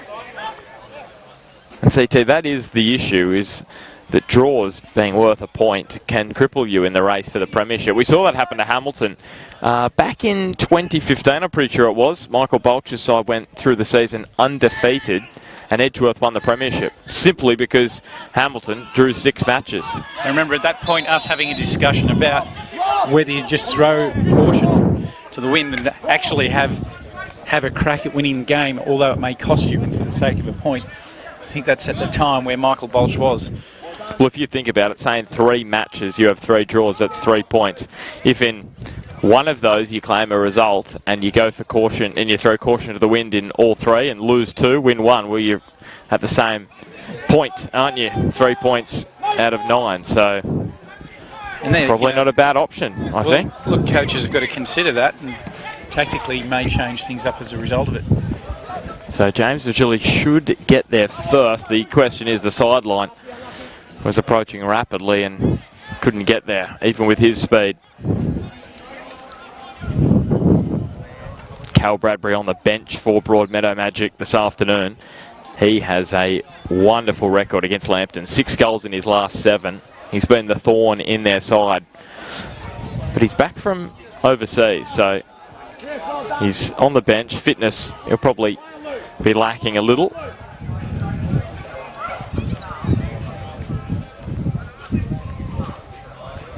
Brymora. I want to ask you about Christian Brymora, CT. No goals in his last 8, just 1 this season. How do you deal with that as a player? Because his job is to score goals, as we know, being a striker. How do you deal with that? Because mentally, he'd be frustrated with how he's performing at the moment on the pitch. Because I know off the pitch, he's doing some really, really hard work on the training paddock. Yeah, look, he's got goals that he's scored in the past, and plenty of them, so he knows he's got goals in them. It's a little bit like Kane Goodchild. Goody went through a patch there where he didn't score any goals this year, but he knows he's going to be in position, he knows where he's got to be, and he knows opportunities will turn up. And that's exactly the same with Brymora. He knows where he's got to be, and it's just a matter of time before he picks them up. And look, as a player, you go through skinnier years in terms of goal scoring as a striker, and then other years you have a glut and can't really work it out other than potentially the service you're getting, but yourself, your timing of your runs, the angles that you're putting yourself into. And he does that really well. He's strong. As you say, he's working very hard off the pitch. So just mentally, he just needs to know that his opportunities will come. And as the opportunities do come, it's just picking that right moment to make good choices. And he's certainly a player that can do that. One player who made some good choices last week, Finn Paris, just on the ball there, the 8 for Lambton Jaffas, scored a double last week against the Jets youth as Kandarowski just dwells on possession too long, and it affords the ball for Oxborough up and over the top. James Virgili just fired it at Brad Swancott, who's able to dive on the rebound. Great job from the experienced goalkeeper. I'm pretty sure just one of 2 40-year-olds playing in the NPL Northern New South Wales. I can't think of a third. Daniel McBrain and Brad Swancott. Yeah, well, Swanee just turned 40 a couple of weeks ago and was invited to his 40th, and it was really good, and I got all dressed up, ready to go, and realised it was the Friday night, not the Saturday night, and I was all dressed up with nowhere to go. Sent him a text, he said, no, you missed it, it was last night. So you came to my place and you drank, you cleared the fridge. That's what happened, wasn't it? No, I went and got changed, put my pyjamas on and stayed at home. That's what happened. Yeah, feel sorry for you, CT. It happens to us all, though. Ryan Enzor, throw, McFarlane. Big raps on Will McFarlane as he just clips one off the back of his heels, and Michael Sessions has to clean up, and he does superbly well to pick out Josh Sutton, but he's given it away to Matt Hoole, who scored the goal in the match these two sides played in round number 9. That was in the Charity Shield. Virgili trying to dart away from Nathan Verity, who's done pretty well in that one-on-one duel so far this afternoon. We'll see Oxborough make his way over for this corner. The last one was short, and Kandarowski gobbled it up. Go Ryan! Ryan, go in! This time he needs it to go beyond the first defender. This time he's in close surroundings. It's into the box. Oxborough onto the head of Odell. And flying through the air was Josh Sutton. He got nowhere near the ball in the end. Matt Hoole calmly back to Jeremy Wilson. How impressive has this young man been? Jeremy Wilson, 19 years of age, locking himself down in the starting side. Well, we remember his first grade game when he came on for Broadmeadow Magic, and he made a real meal of it. He didn't have a good day at all, but since then he's really established himself well into this side, and he's going to be a player well into the future for this club. And he looks very comfortable as we see him on the ball now. Tidy feet, makes good decisions and doesn't panic. And they're all of the attributes that his father had as a player, David Wilson, who I know very well. You've seen him again, sending this one forward to Brymora. Great player for the future of Broadmeadow. Stay up! I think that match you were talking about, CT, was that game against Maitland, the 7-0 result a couple of years back, that was his debut. That was an afternoon where everything went wrong for Broadmeadow Magic and everything went right for Maitland. 4 penalties, I think it was, in the end. Now, this is incredible. I'm trying to work out if this is a joke or not, but apparently Didier Drogba has moved to the Hunter. Is that right, CT? And could potentially be playing locally. Is that what you're saying? Well, I've not heard this. That would be incredible. Yeah, you've obviously just read my text. I don't know if he's moved here or he's here already. I didn't get that detail. But the indication is he would like to play in the Hunter in this division. I'm not sure how old he is, but apparently he's got a passion for wine and winemaking, and it's a lifestyle choice, and he's got some family connections here. So I'm not sure what that's all about, and I might see if I can get some more information on that. And potentially Broadmeadow Magic might be a club that he's interested in, Bart. Well, I can tell you he's 41 years of age. Of course, over 200 appearances for Chelsea in the English Premier League. So, wow, that would be massive for the local league. Well, we were just talking about 40-year-olds in this league, and if that's the case, I didn't realise he was that old. In fact, apologies to him, I don't know how to pronounce his first name. Didier Drogba. Didier, okay. Well, that's it would be very exciting, Bart, and you heard it here first on Bar TV. Yeah, and I know there's a lot of Chelsea fans, but more prominently, there's more Premier League fans in the Hunter that watch that competition quite religiously every weekend. It's starting back up again soon, and just imagine how many people would want to come and watch him play. I can think of plenty that would beef up the crowds. Also the Bar TV viewing overseas as well for people that want to see how he's going. Well, from an international perspective, he certainly would have a lot of following as well, and just like Michael Bridges coming into this group at Lambton Jaffas, we may even see if we can get a quick word with him to see if he knows anything about it. So he may well have come across him before as well. Yeah, Michael Bridges on the bench for the Jaffas this afternoon. Michael Sessions. Here's McFarlane. Been doing a lot of media work for Optus and that throughout the European League season. And Bridges on the bench, of course, as a support coaching staff, not as a player, just to clarify that one up. Here's Hoole taking on a couple. Kandarovski got in the road. This game just starting to work a little bit more into a physical fashion. It's a couple of tackles are a little bit stronger. Both sides getting frustrated. Very much the opposite so far to what we saw last Sunday at Western. That was an open, free-flowing, entertaining match between Broadmeadow and theirs. That was just a cracker. Best game that I've watched all season. Trevor Morris and myself absolutely loved it. This one this afternoon hasn't reached any great heights of yet. James Virgili probably the man with the best chance down that right edge where Brad Swancott made a good save initially and then dived on the rebound that he, from his save. It's Finn Paris back to McFarlane. I like the look of Virgili here this afternoon, and in fact Luke as well. They're both looking like they're here for business, and it was a great save from Swancott, but the positioning that James has got himself into to get him to that position to pull the trigger. I'm looking forward to a good afternoon from him because he looks like it's game on. Lambton coming into this one this afternoon on the back of an 8-match unbeaten run here at Arthur Eden Oval. Their last defeat was in August last year against Maitland. 1-0 defeat that afternoon, but since then been unstoppable at home. Hoole, 6 wins in 7 matches here this season.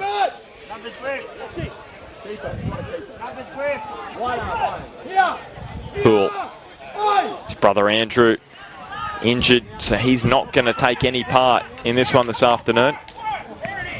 Still got some problems with his foot that he's had in the last month. Here's Messenger. Now Waller. Back to Kandarovski. Now Sutton whipping it in front of Braden Crowley. Messenger was there at the back post as well. And Andrew Higgins is going to give the free kick to Broadmeadow Magic. Messenger a little too eager and committing the foul just inside the 18-yard box.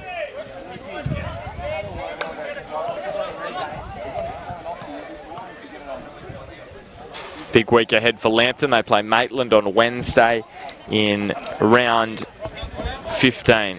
That's a catch-up match from round 15. And then next weekend against Lake Macquarie. Odell to Messenger. So a really important week this for Lambton because the last 2 rounds they've got to play Charlestown and then Edgeworth. Very, very tough matches.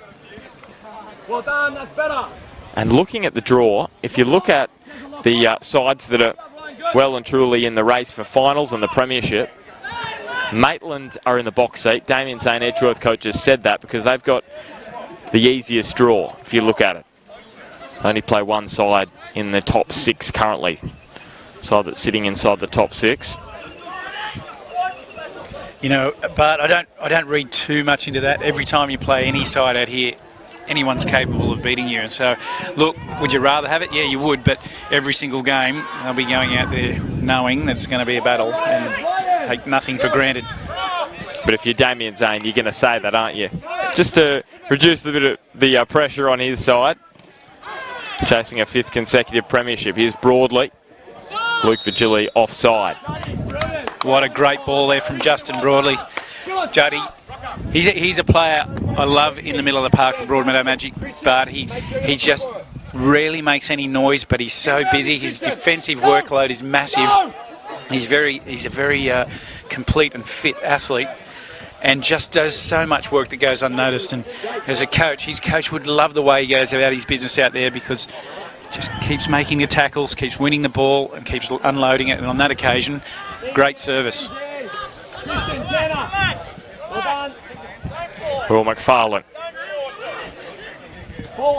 3 goals last season for him in Queensland for Western Pride. None yet in the NPL Northern New South Wales. But a big reason why Lambton have only conceded 17 goals in 15 matches this season. Their defence has been rock solid. It's probably been their attack more so that's been an issue.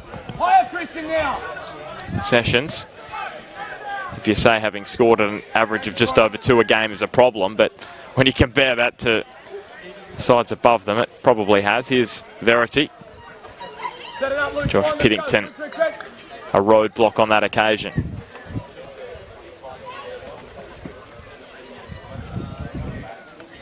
Really a chess match, this one.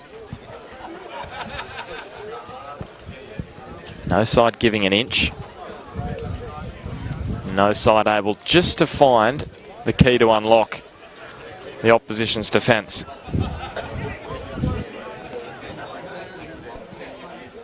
Waller goes low and finds Crowley. 11 goals for Braden Crowley this season. Waller gets some height here, looking for Sessions. McFarlane will drop it back to Finn Paris, full of confidence after 2 goals last week. Curls it in, Bits comes out. Got enough of a punch to find its way into the path of Mitch Oxborough. And what an attempt on a bicycle that was from Sutton. He just launched himself upside down. Because there were so many bodies and we've got an interesting viewing position, CT. I actually didn't see the bicycle.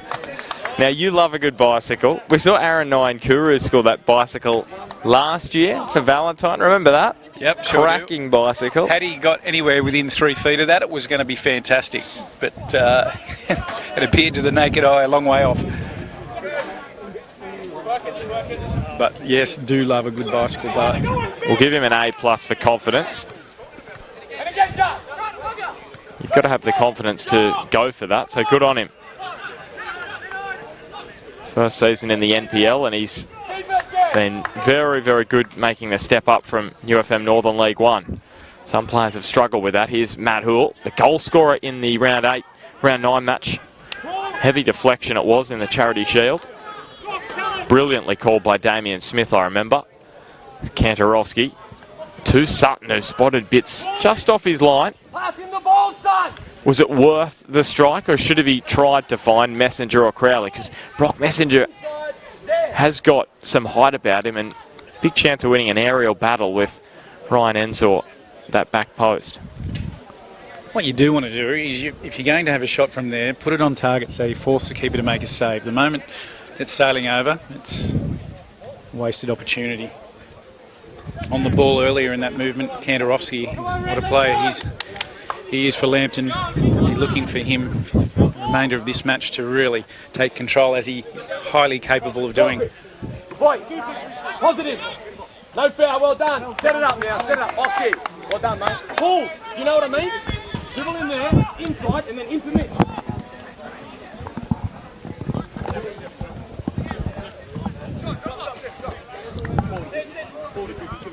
Go on, Luke, 2v2. Bloody Christian. Boy! McFarlane was rolling his ankle there. That was a little awkward. Kandarovski up the line, well cut out by John Griffiths. Round 20 of the NPL Northern New South Wales. Lambton Jaffas at home to Broadmeadow Magic.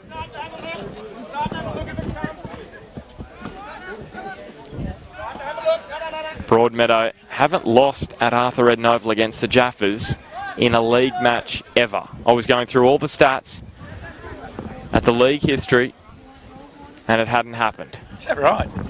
Well, Lambton have only been in the same division as Broadmeadow since 2013, so now, speaking of stats, that's a big part in that. Had the opportunity to catch up with Damien Smith last night, Smudge. Yes. And we worked out that he's been to 4 games this year. Ryan Ensor can't keep that one inside the near post. 4 games. We are now round 20. 20. So I was away for a month and I've still been to more games than him. Wow. I would say 16 more, but just quickly, we've got an opportunity. I want to ask you, your trip away, you crammed in a lot of sports. Can you just rattle a few off? Well, so we got football, we've got cricket, tennis, cycling. I think that was it. Swancott. Crowley nods it on. James Pascoe puts his hands to his head because he knew how good an opportunity that was. The margins are so tight in this match. Christian, come on, what are we doing? Remembering that 3 out of the last 5 between these two sides have ended in stalemates. It's heading that way at the moment. Still plenty of time left though. Pennington lets that one run down over the line. And if you have just joined us, CT received a mystery text that Didier Drogba, ex-Chelsea, Ivory Coast international, is living in the Hunter. Is that right? Living or moving to? Living or moving to the Hunter. Which would just be enormous for football in northern New South Wales. Exactly, and if it happens, well, you heard it here first. That's right, you did hear it here first. CT will take the credit. And we do know that he enjoys his wine making is coming out of this text, this message that was sent to me. Now, I'm very suspicious and I think it's dubious at best, but I don't know. CT seems fairly confident. Brad Swancott finds McFarlane. Like a lot of things in life, Bart, till you see it and sign it on the dotted line, who knows? Well, Usain Bolt came to the A-League, and I think a lot of people, when that was, front page of the Daily Telegraph or back page, never thought that would happen, and obviously didn't play in the A-League, but still played for the Mariners for a few matches. James Virgili taking off again and taking on Nathan Verity. He's been given a job, Verity, this afternoon to keep him quiet, and he has injured his hamstring, I think, as Virgili curls it across towards his brother. Nathan Verity, I think, is gone. James Virgili has given him a working over this afternoon, and he's cracked. And unfortunately, it's his body that has just given away. Here's Hoole, slipping and sliding, finding Messenger. Is it cramp or is it a hamstring gone? It looks like it. Looks like it's gone. Hamstring. We spoke about the Virgili brothers out there, and both in the last 5 minutes have been really turning it on. That time, Luke almost got a turn in. If he had done that, he was home. could see by his reaction, he knew how close he was pulling that one off. Technically very difficult to do, but these guys both right on their game today. Yeah, I've said up to this point, CT, Nathan Verity has done well to keep James Virgili at bay, but the one time he couldn't, obviously he's had a problem there. Broadmeadow Magic probably should score there. Luke Virgili at the back post, good scrambling defence from the Jaffas, but yeah, Verity looks very, very lame, and for the Jaffas, their injury problems continue. Well, on that occasion, I'm just going to go straight back to James Virgili. He did everything right. He turned Verity inside out. He did all of the right things. And Lambton, very, very lucky to survive that attack. Stay up. All the way back. Go to the keeper. Luke, goal kick. Put out for a goal kick.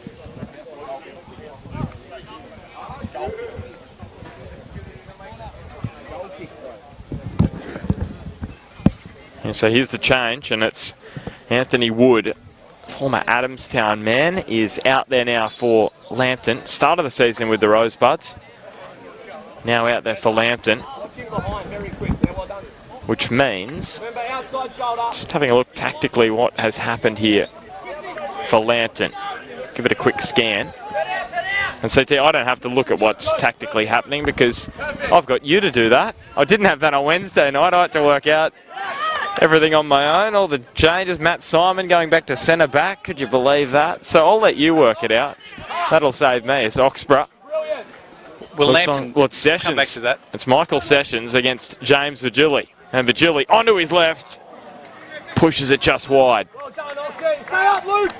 Danger signs there. Now, Lambton normally have been playing and started this way with a 4-3-3 formation. At the moment, as we settle, they've gone back into that slot again. So for the moment, when they're balanced off, 4-3-3, so they've maintained it the same shape. Virgili again just continuing to rampage. Cause nightmares for Lambton defence. Kantorowski getting on the ball. He's a real big key part of the game. Not just today, every week, but you certainly want to get him on the ball as much as you can.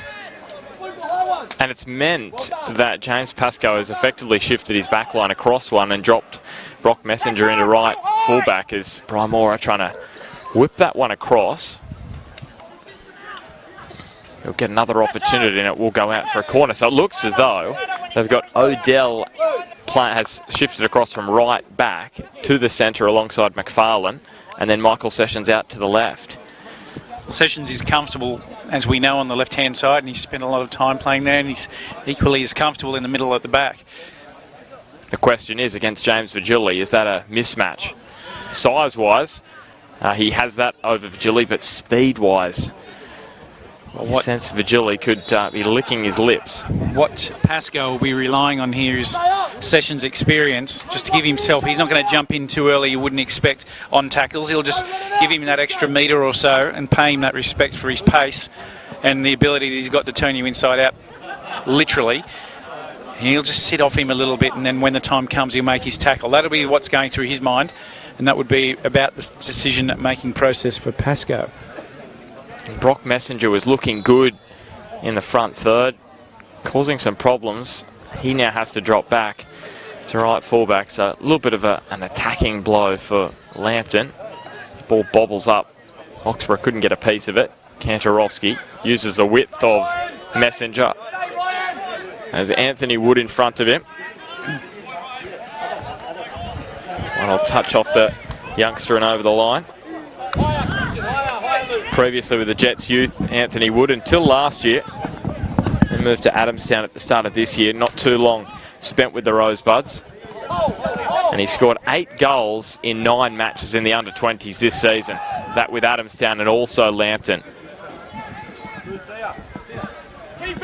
So look for him in the front third. Just sitting in behind Braden Crowley at the moment. Broadley shifts the ball to the right for Matt Hoole. Now Piddington. Just spotted some free space and went for it as he dinked forward to James Virgili. Kantorowski and Waller linking up in the midfield. Here's Josh Sutton.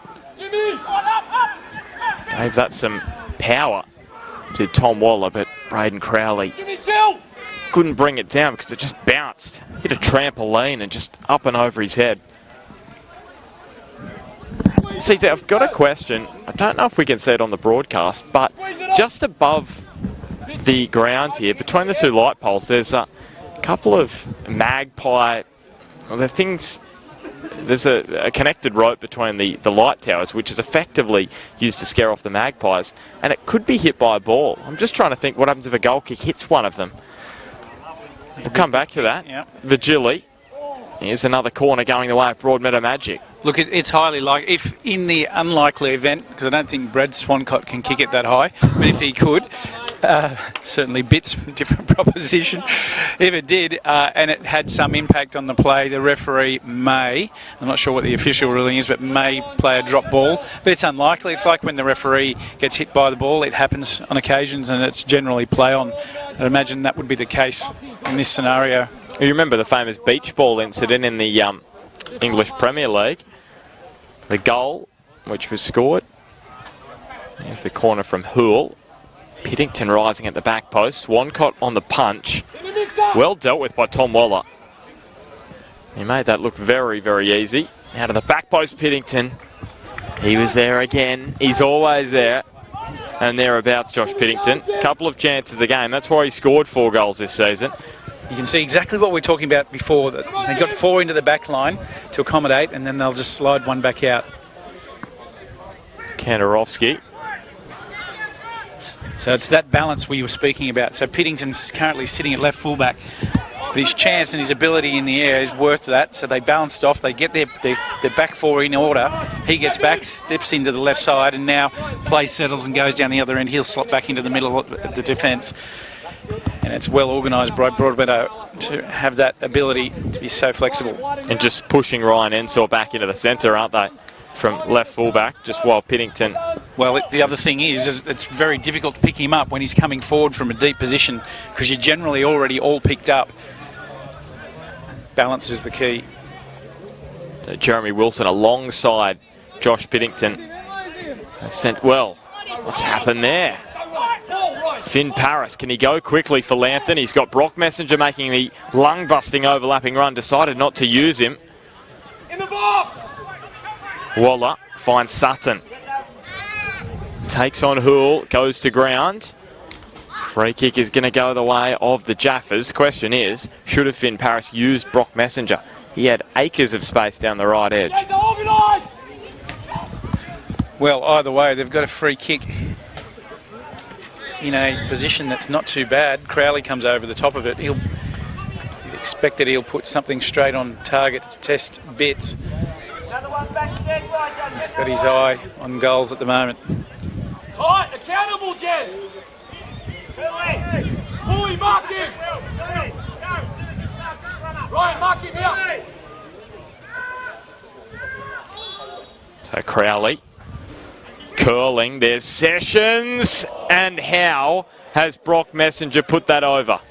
I don't know, but what a play and what a great ball in from Crowley. I did actually think he was going to strike that on target and hope for a spill and follow up, but he put that one on an absolute 2-bob bit.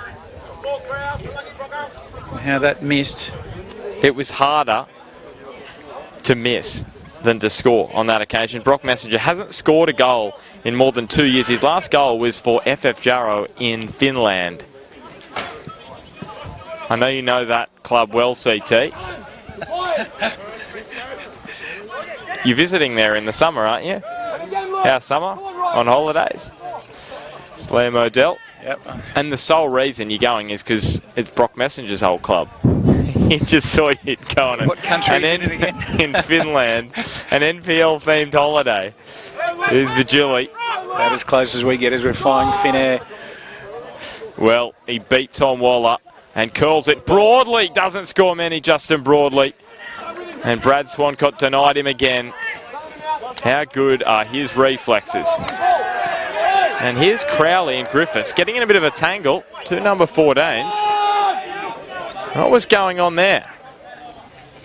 It looked a little Techi as Ryan Ensor rolls it up the line.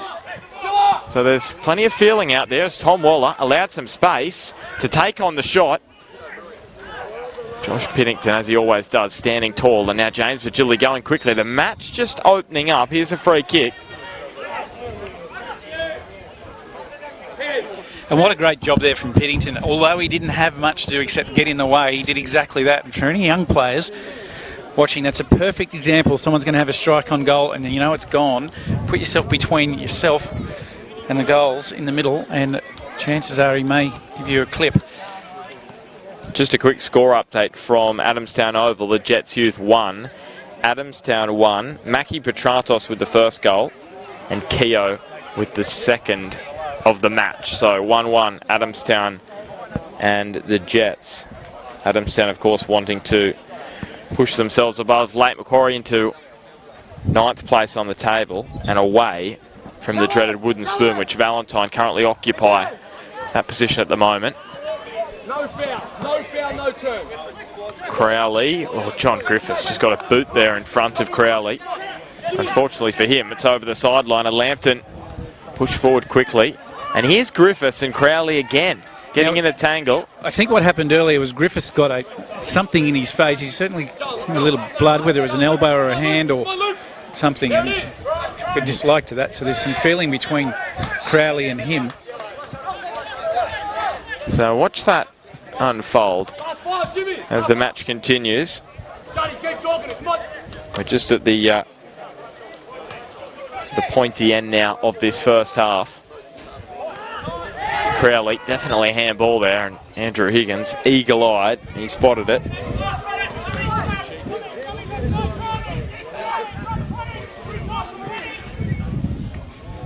Well,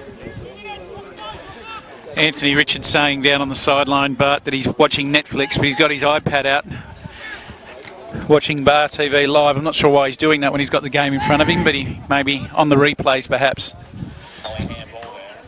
He is actually. Not bad, Chrissy, not bad. Well done, Luke. 100% he is. I don't know whether he can... A few people saying on the live chat the Come on. James Virgili penalty appeals earlier on. A few people thinking it was a penalty. It's a game of opinions. Christian, forward. Christian. That was midway through this half as he stumbled down the right edge of the 18-yard box. So we're into stoppage time now in this first half. Round 20 of the NPL Northern New South Wales. Broadmeadow Magic sitting in 3rd place on the table. The Jaffas 6th. And we are going to head to half-time, all locked up at 0-0. It's been a stalemate in 3 of the last 5 between these two sides. Are we heading for a 4th in 6? At the moment, that seems likely. Broadmeadow had some good chances. James Virgili was dangerous down the right edge. And he set up Luke Virgili, his brother, and also Justin Broadley for some great chances. Brad Swancott standing tall with some wonderful saves. And then Brock Messenger with probably the best chance of the match. Put it over the bar after Braden Crowley put it on a dime from the set piece. Half-time at Arthur Eden Oval. Lambton Jaffas 0. Broadmeadow Magic 0. And Michael Bridges has walked out and had a chat to Andrew Higgins, the referee. There you go. What do you think he was chatting about? Maybe dinner later tonight? I highly doubt it, but I highly doubt it. He certainly was concerned. It may be that contest between Griffiths and Crowley. I don't know, but sets up for a good second half, that's for sure. Well, it does, and we'll be back in 10. It's Lambton and Magic all locked up at 0-0.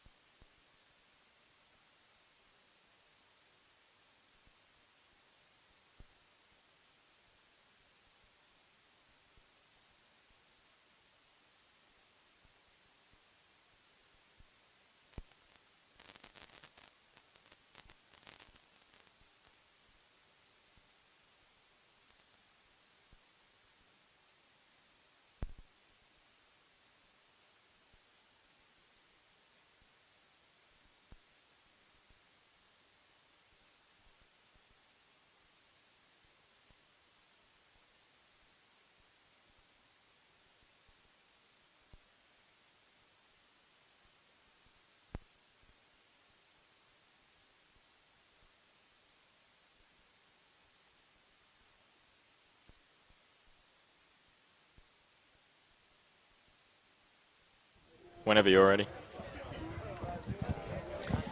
Welcome back to Arthur Eden Oval.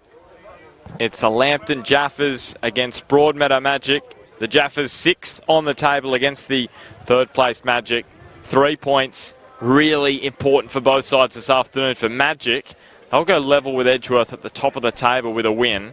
And Lambton need a win to really keep their finals hopes alive. Even though a loss wouldn't totally extinguish them, that'd still be a mathematical chance, but would make things all the more difficult with 2 matches in the next 7 days approaching.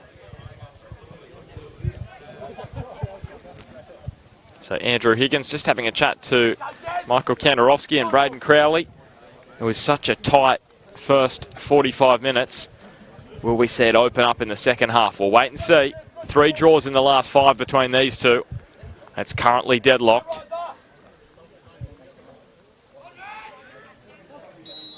We are back underway. Chris Turner, do you see any reason why we're not going to finish deadlocked again this afternoon? Because these are 2 very evenly matched sides. As they stand, they are, but I do feel there's a goal here. Both teams have had opportunities and both teams are attacking. And on the strength of that, I'm expecting to see a goal, and I'm sure everyone watching would like the same. James Vigili, Luke Vigili have both been in attacking mindsets. Crowley certainly having a go for Lambton. Crowley would love a goal because it would take him to 12, as would James Vigili. They're both on 11, Ollie Smith on 12. And they've both played one. Well, Lambton have still got 2 more matches to make up till they reach 17, which Edgeworth have played, and Broadmeadow reached that this afternoon.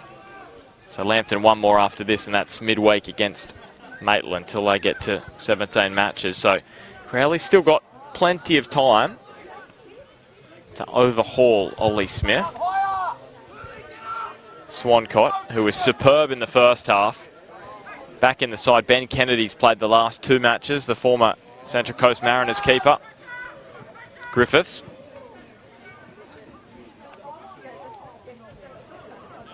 Here's Waller to McFarlane.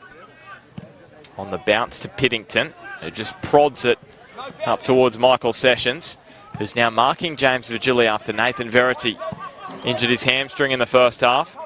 James Vigili taking him on, and Verity's hamstring gave way. Now Finn Paris probing and did well to rein it in after the initial contact from Matt Hoole, and then Sutton has been felled. So free kick, Braden Crowley coming across to take. We saw what he did in the first half, and Brock Messenger should have finished it all off. Question is, at the other end of the ground, has he got the ability to get his bearings spot on immediately? We saw Crowley, his delivery on his last free kick was absolutely superb. See if he can repeat that one now. Here he is, Crowley towards the back post. There is Sutton. Griffiths just smacks it over the sideline. Well, that's 2 in a row from Crowley. That it's just been absolutely where he wanted it to go, and that time opening up a free header. Magic this time. Lucky that they come away without having conceded. Absolute quality is set pieces this afternoon. Braden Crowley. Now, but we were asked the question a little while ago why Broadmeadow Magic are wearing yellow armbands. It's for the very sad passing of Rob Etheridge, who's been an absolute legend of Lambton Jaffas, and his passing. And a lovely touch from Broadmeadow, giving the same colour armband as what the Lambton Jaffas wear. And I know something that that Lambton have appreciated, that gesture from Magic, showing their full support of community football. We spoke about this before, how footballing community is like a family, and when tragic things happen, such as this terrible loss, Broadmeadow showing their show of support. Yeah, I know Lambton have been doing it really tough since Rob's passing. It's just awful. He was at a trivia night one night, and then the next night he passed away. It was, yeah, so awful. It's Josh Piddington on the turn, and best wishes to his family as well during this tough time, because you don't want to have to go through it. It's part of life, but such a difficult part of it.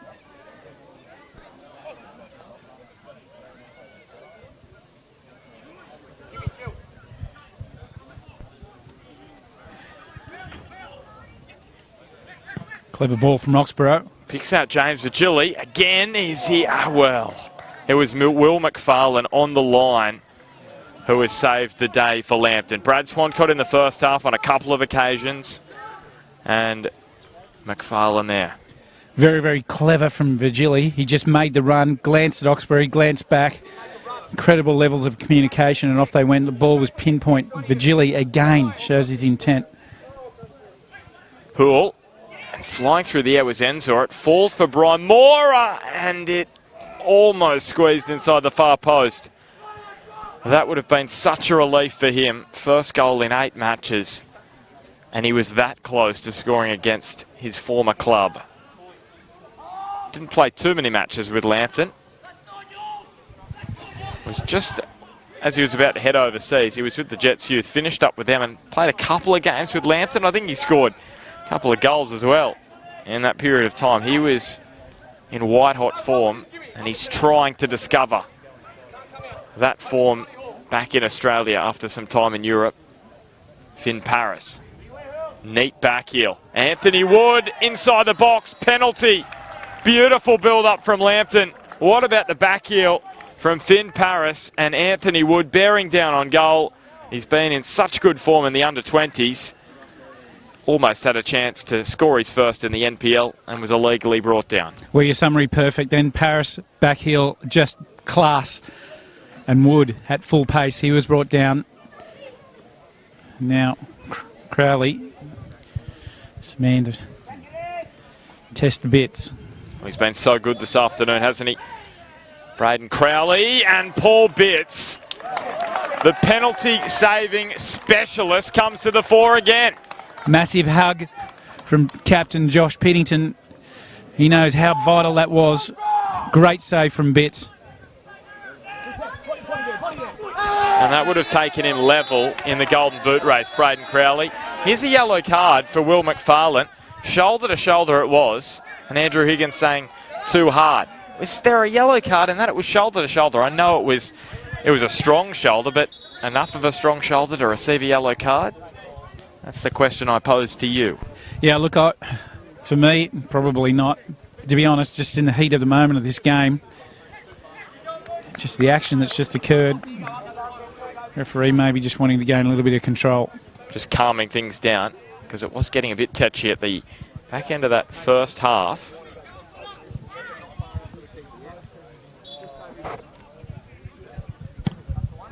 How often have we seen Paul Bitts save penalties in the NPL, also in the FFA Cup? You remember last year down in Canberra, made a big save late. Well, we know he's a great keeper, and he's certainly imposing stand in front of. He stands strong and confidently. So Anthony Wood, who had that chance and was felled, to win the penalty for Lambton.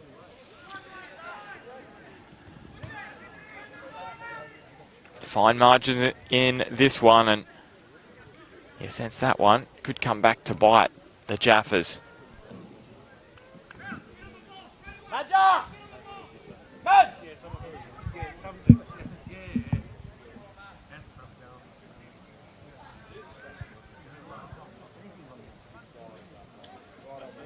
Wood searching for Crowley in the centre.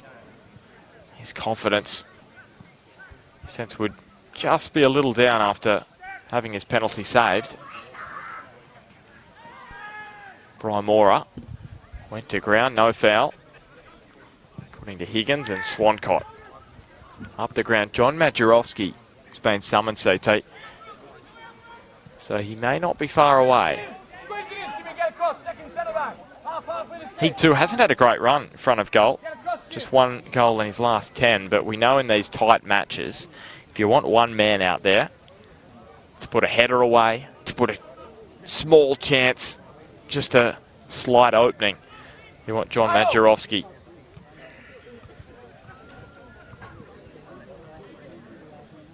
Plenty of options on the bench for Broadmeadow. Coach Ruben Zadkovich, Cal Bradbury as well, who's scored 6 in his last 7 against Lambton.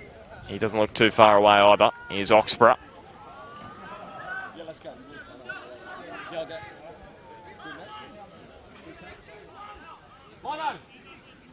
So here we go, the change from Broadmeadow Magic. So John Majerowski on his way, and Cal Bradbury looks as though he is going to come on as well. It will be a double change potentially.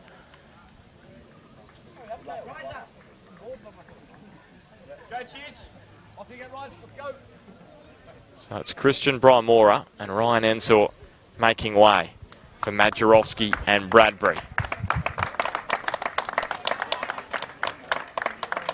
How about the attacking arsenal on show there? Bradbury just fresh back from a European trip. He'll be busting to get back out there.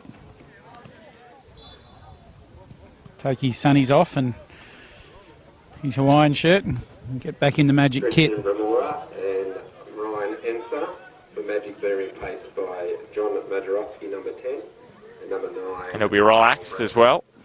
Bit more of a tan.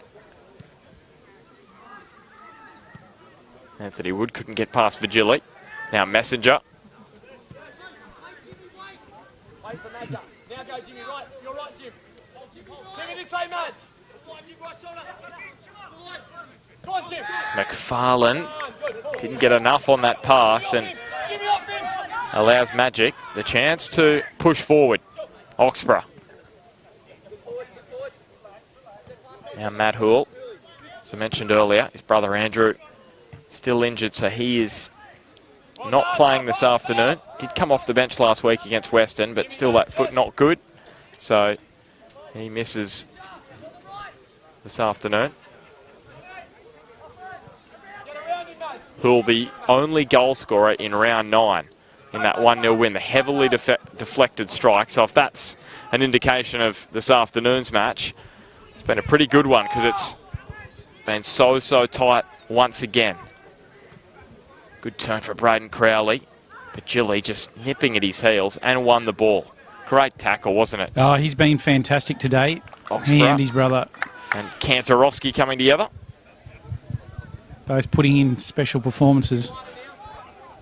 You're right, that save from Bits may well come back to bite Lambton, because Magic bring on the firepower they have, and Bradbury and Majerowski. Be very interesting last section to the game. Piddington wins the ball. Paris got a toe in.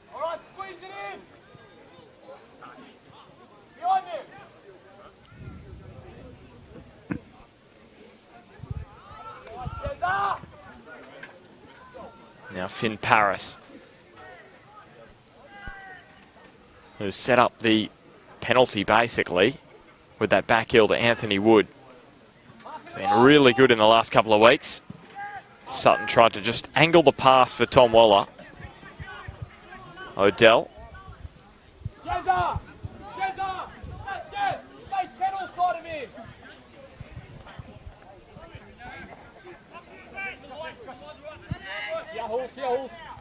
McFarlane spots the run of Sessions, but pass not getting there. Piddington's prod away straight into the path of Josh Sutton, who's running at defenders and winning himself a free kick.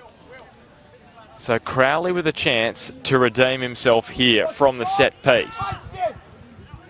And you'd back him in. It's on his preferred side here. He's going to try and curl this one in with the right boot. And he's been putting them on a dime thus far, hasn't he? He has. From the penalty. Yeah, he has, and I was just going to say that penalty where he had it obviously from a lot closer range without a wall. Still, he'll back his chances here, and you would expect top right. But he's just out far enough to get it over the wall, so he's got a choice to make here. Bits checking his wall either side. So here is Crowley. Got plenty of power on it. not the dip in the end he would have preferred. No, not at all. The Jaffas just like to thank Stephen Slowy Quick and Tony Castellari, the ex-players who have contributed nothing today except to help Miss Bobby now with their beer drinking.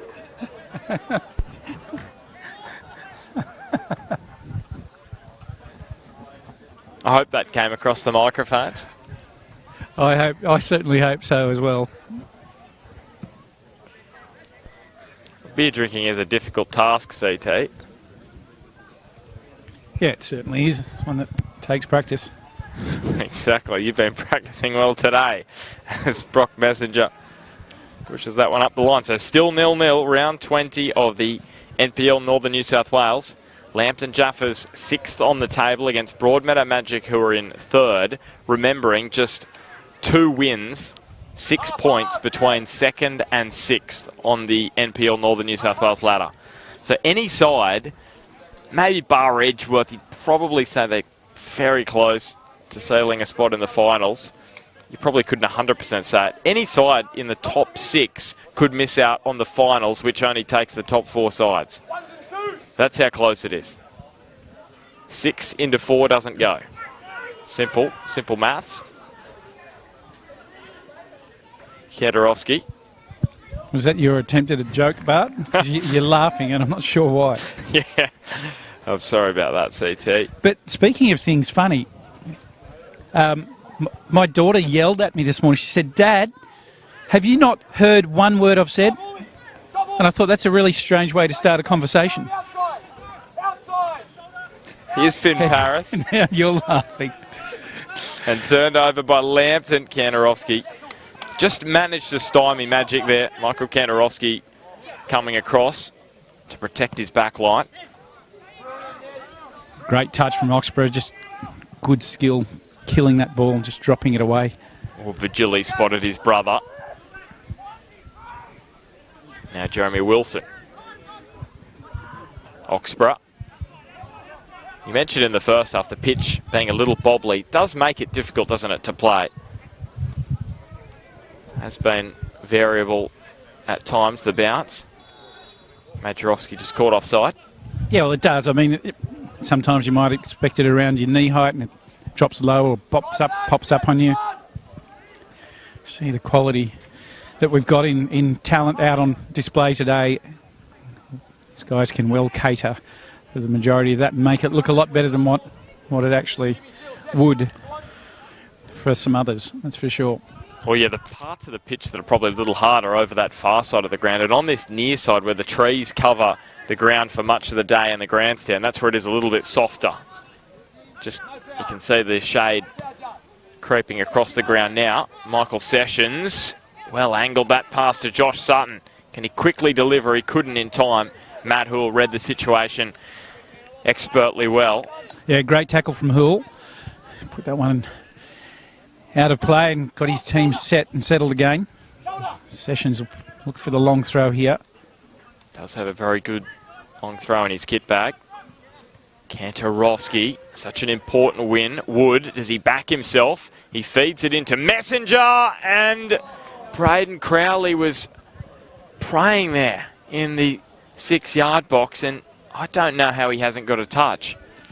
Great opportunity there for Lambton, and let's just put that one straight onto Kantarowski. His header. The win, wasn't it? The top of the D.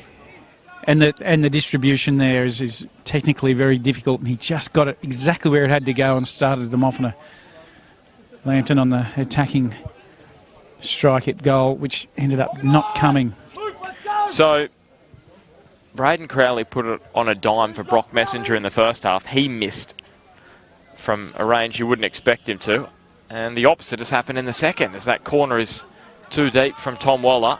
And now Cale Bradbury. So dangerous with backtracking Jaffas players. His ball cut out by Odell. Wood. It was his ball which allowed Messenger to have that attempted strike on goal. And the Kiwis allowed some space to roam. The pass just behind Josh Sutton. Does he back himself to take on Andrew Houle? I should say Matt Houle. He does, but Matt Houle does very well again.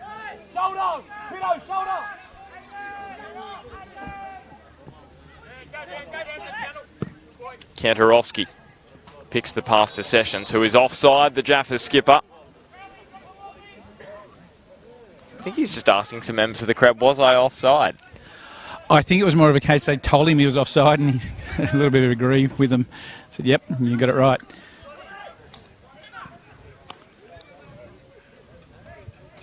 Just bring you up to date with the scores around the grounds. Just one other game on this afternoon, and that is at Adamstown Oval. Currently 1-1 in that one between the Jets and the Rosebuds. Messenger, that seems overhit. It may just sit. Bitts has come a long way from his base, and it's going to be a corner. Credit to Finn Paris. He never gave up on it, and it just sat up inside the byline. Well, he's won his team a corner here, and have to say that Lambton the better of the second half as far as chances go.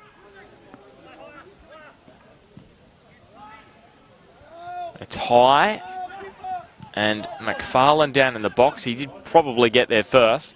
Sessions, surprising not to see him there in the box for a corner kick for Lambton. Very surprising.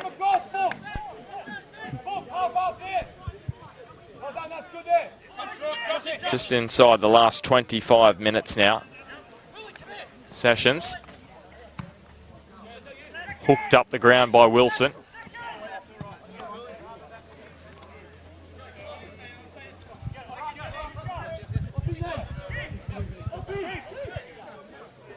Hool. Throw to Majerowski. Couldn't get his radar right with the head.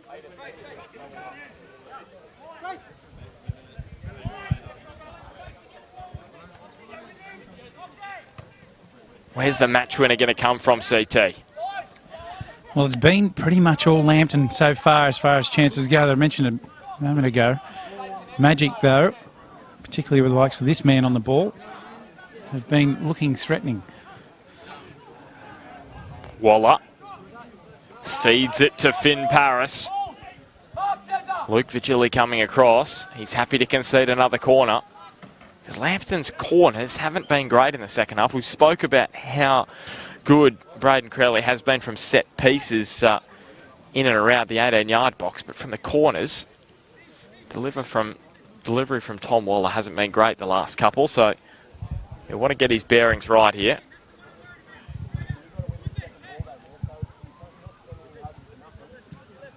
That's a much better effort, much better. McFarlane across goal off Piddington and falls for Josh Sutton, who scores for Lambton.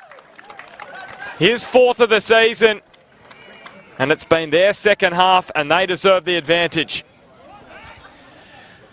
Well, that one went in, out, around, up, down, left, right, pinball, everywhere, and then eventually stuck confidently in the back of the net, giving Bits no chance. And immediately Magic making a change. Yeah, Hayden Seaton about to come on. 6 goals in the under-20s this year. Scored 5 of them for Charlestown, 1 for Broadmeadow. He's made the move from the Blues to Magic. What kind of impact could he have?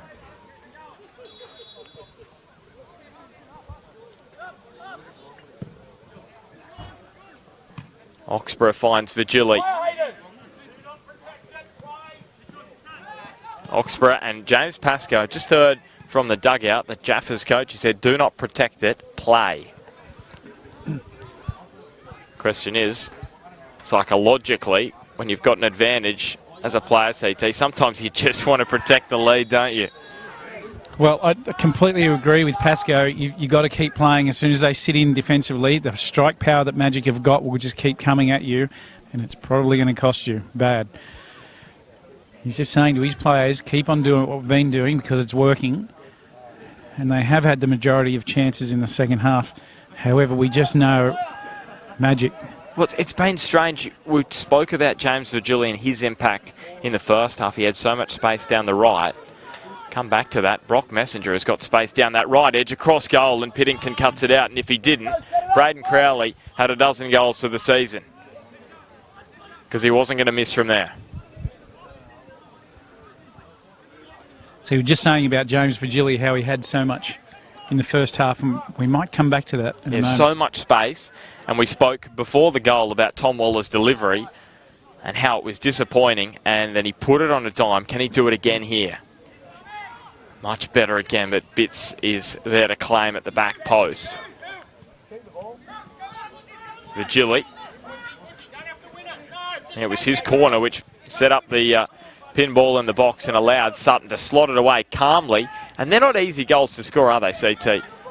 As you would know, when there's a pinball in the box, free kick for Lambton, because you've got to get it through a maze of bodies.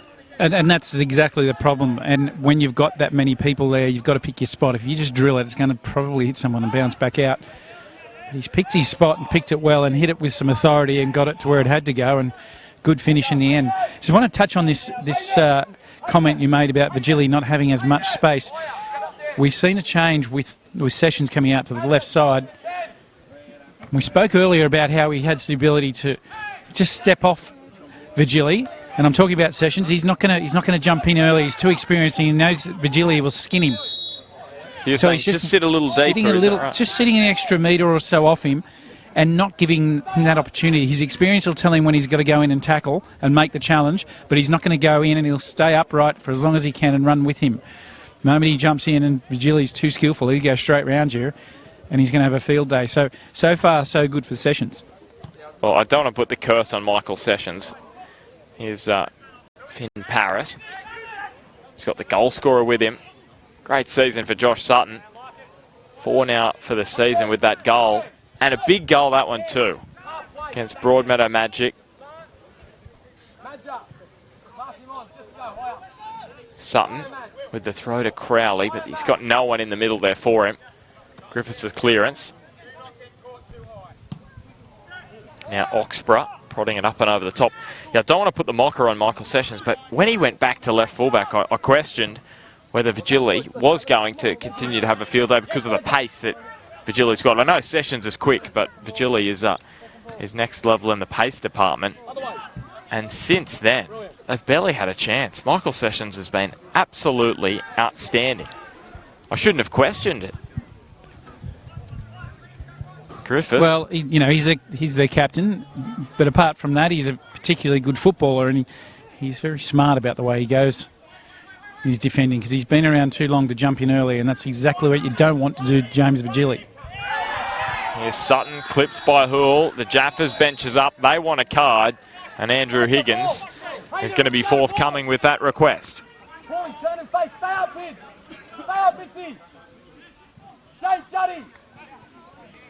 Remembering that Lambton have never beaten Magic here.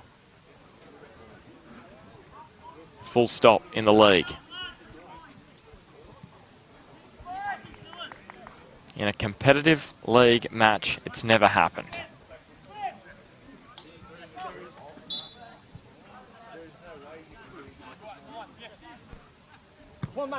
Sessions. Andrew. Here's Hoole picking up the crumbs. Kantarovski. Paris. Probing and now pushing forcefully into the box. Couple last week. Has a strike on goal. Falls for Sutton. He leaves it for Waller and he just lashed at it. Not a bad attempt for a field goal. Not a great attempt for a strike on goal in the round ball code. He would want that one again. Got to test bits there. You've got to get it on target. Not easy when you're trying to take the cover off it, but maybe just back off a little bit and get your placement right. And Majerovski's just got a little bit on that. Hayden Seaton. What a way that would have been to score your first goal in the NPL. On the volley, almost into the top corner. He had a number of options there. He had Swancott coming off his line. Ball was at the perfect height to hit it pretty much anywhere. Swancott would have half expected him to go low. Would have had a lunge left or right. That then turns out like a penalty if he goes that way.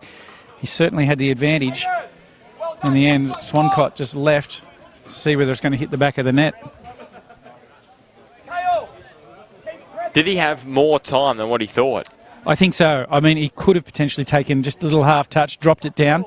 But you know what, Bart? I like it where it was. Get it up there, put it in. He's just, again, get it on target. That's about what he had to do. And we know he knows how to find the back of the net. 6 goals in the under-20s this season. Sprinkle with a few first-grade appearances. Vigili tried to fire it across. Magic chasing the game now.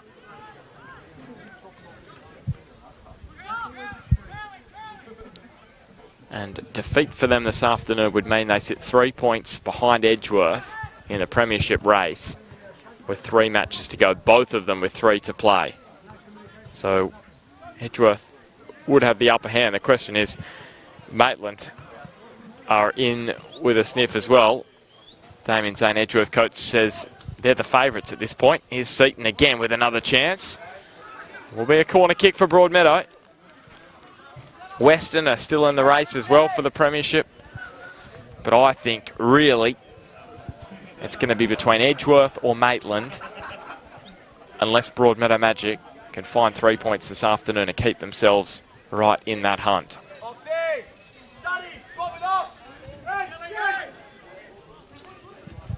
Poole. His corner disappointing again at Kantorowski. Couldn't beat the front man. Oxborough spied Piddington. And Piddington and Sessions. Shoulder to shoulder. Go on, Peter, go on! In the box, match! Fire match! Piddington looking for the long throw. Directed away by Messenger. Broadly reeled it in. Matt Hoole. Bit of aerial ping pong at the moment. Well brought down by Anthony Wood, and there is a 4-on-2 here for Lambton if they are good enough. And Wood just didn't show the composure he needed in that situation. Bradbury bursting into some space. Things just not going Magic's way at the moment. Just an update in the other game over at Adamstown Rosebuds. It's still Adamstown Rosebud 1, Newcastle Jets Youth 1. The Jets sitting alongside Hamilton. They're dueling it out for 7th and 8th. They're really in no man's land. They can't make the finals, and they can't really finish below the bottom 3. Here's Vigili, one-on-one with Swancoat, who's come a long way from goal. Vigili went down, and Andrew Higgins says nothing doing. Another corner, I should say, throw on the way for Matt Hoole and Broadmeadow Magic. What an opportunity there for Magic. And Brad Swancott, at his absolute best, 40 years old, diffuses that, which you would back. You would back Vigili 9 times out of 10 to put that away. Swancott down nice and low, made himself big. He came a long way out, didn't he? A long way. He cut the angle down, and that's what he's really good at. He comes out of off his ground where he needs to and cut the angle, made himself big and made it hard for Vigili. And did well not to foul. Good play there from the Jaffas keeper. Come on!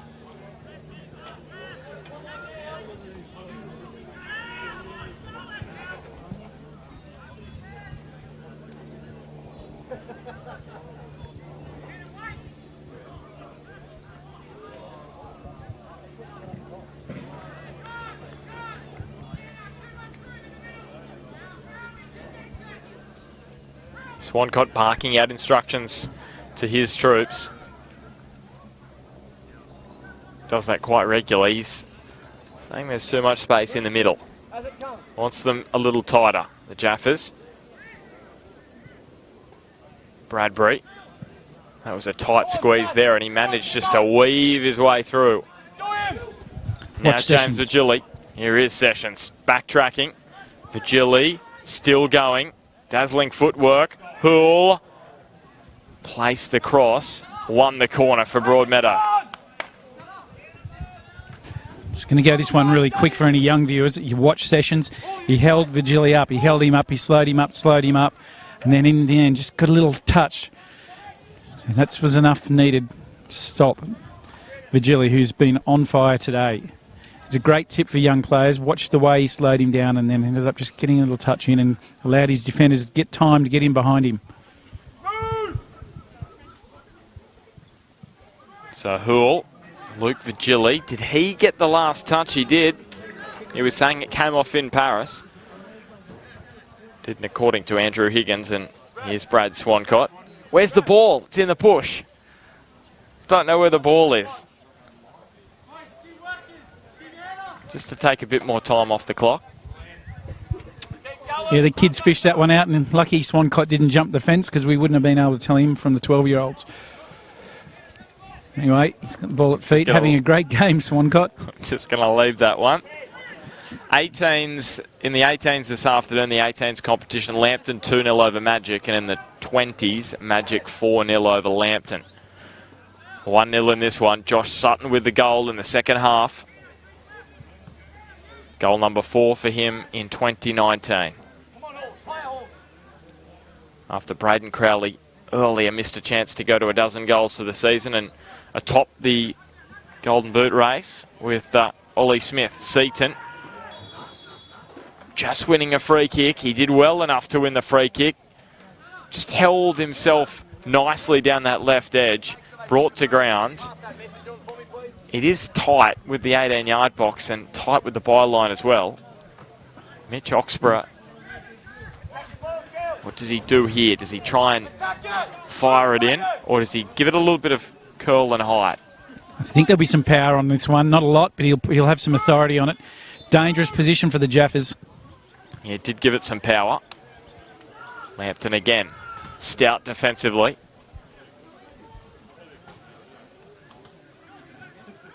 Remembering this is a side that's conceded just 17 in 15. Swan caught well. He went up with Piddington. Gave him a little bit of a bump in the air. Free kick is going the goalkeeper's way, as it usually does in that kind of situation.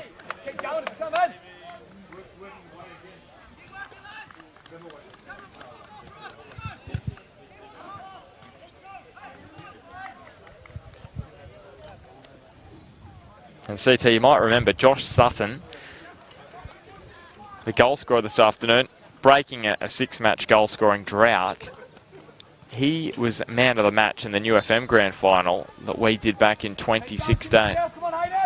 Bell Swans against Wallsend actually lost that Grand Final in a penalty shootout out at Jack McLaughlin Oval. I do remember that well, and we might, if the score remains the way it is at the moment.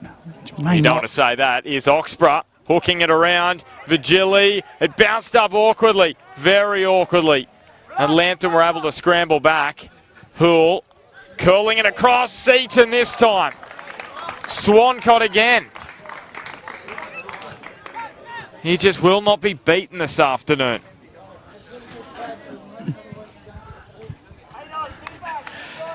So the veteran pulls another one out. And that's why he gets paid, and that's why he gets a feed. That's what I'm hearing from his old man, Swanee Senior. Well, he wasn't, but well, here's a bit of push and shove. Maybe not. Yellow card comes the way of Paris. Well, CT. You see Magic coming down. Are they going to take the throw? Vigili, Griffiths, and now Piddington.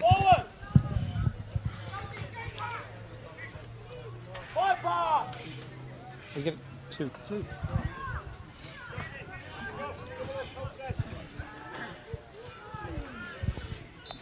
I was going to say to you, CT, he wasn't beaten by Seaton. Brad Swancott. Just leave the jokes to me, Bart. Might bring that one out. Well, we might have a few more, because Hayden Seaton has had 2 really good chances. He's looking good, the young man. He's been playing, as I said, for Charlestown last year and earlier this year, previously with Lambton Jaffas in 16-17, Adamstown and Edgeworth as well. So he's had a few clubs. And here's Finn Paris, replaced by Dylan Bozanovsky, former Magic player. Valentine as well, and Charlestown in the past. Lambton for the last couple of seasons. And he scored last week against the Jets youth. His first NPL goal.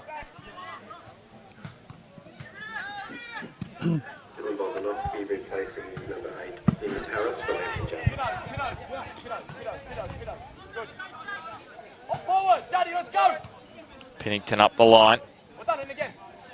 Sessions again. Still Lambton holding firm. Luke Vigili got his head to it. Majerowski was awkward for Messenger. He was able to recover though, under some pressure from Cale Bradbury.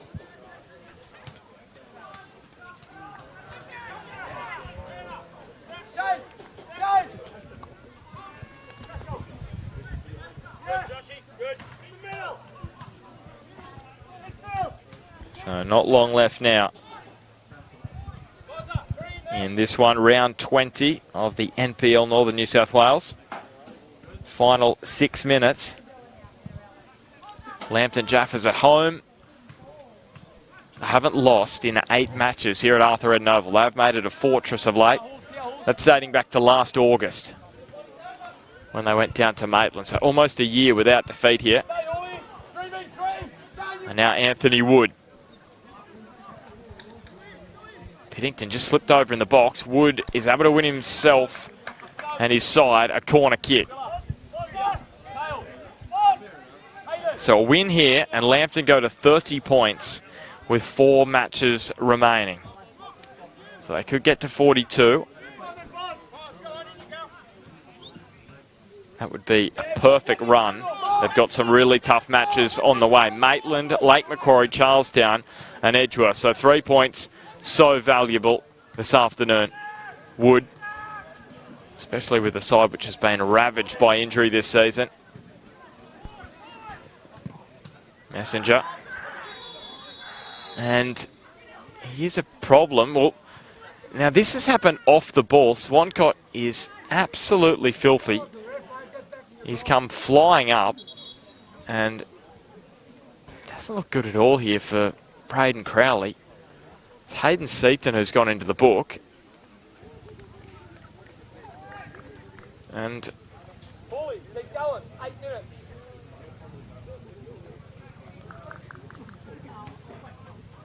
just have a look, CT.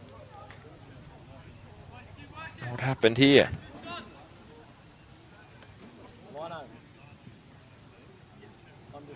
I'm just not watching it as well. How many have you got so far? How much stoppage so far?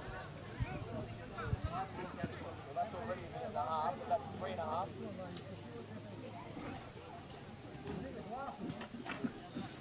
Yeah, we only got a quick glance at it on the replay on Bar TV. Didn't look to be too much in it. The good news is that he's up. That's the good news.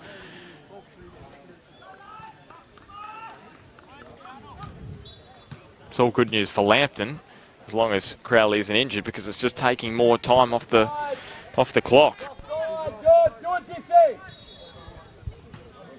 That's what Lambton are going to do here. Limited time remaining for Broadmeadow Magic to snatch an equaliser. It was only 1 goal the difference between these two in round 9. It's the same margin here, just the opposite way around. Messenger. Bozanovsky, and then hooked up the ground by Waller. Pennington cuts it out mid-flight. Crowley had a 3-on-3 there, Lambton. If they were good enough, they weren't, and Pennington picks it up. Quickly looking to release Majerowski. Waller under some pressure from Oxborough.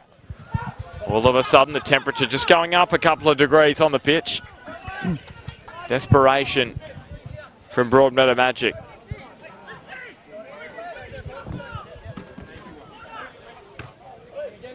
They've only beaten 1 top 6 side this season. 1 side currently inside the top 6. They have snatched the 3 points against Lambton. That was in round 7 against Western. Could it be number 2 this afternoon as Broadley fouled by Bozanovsky?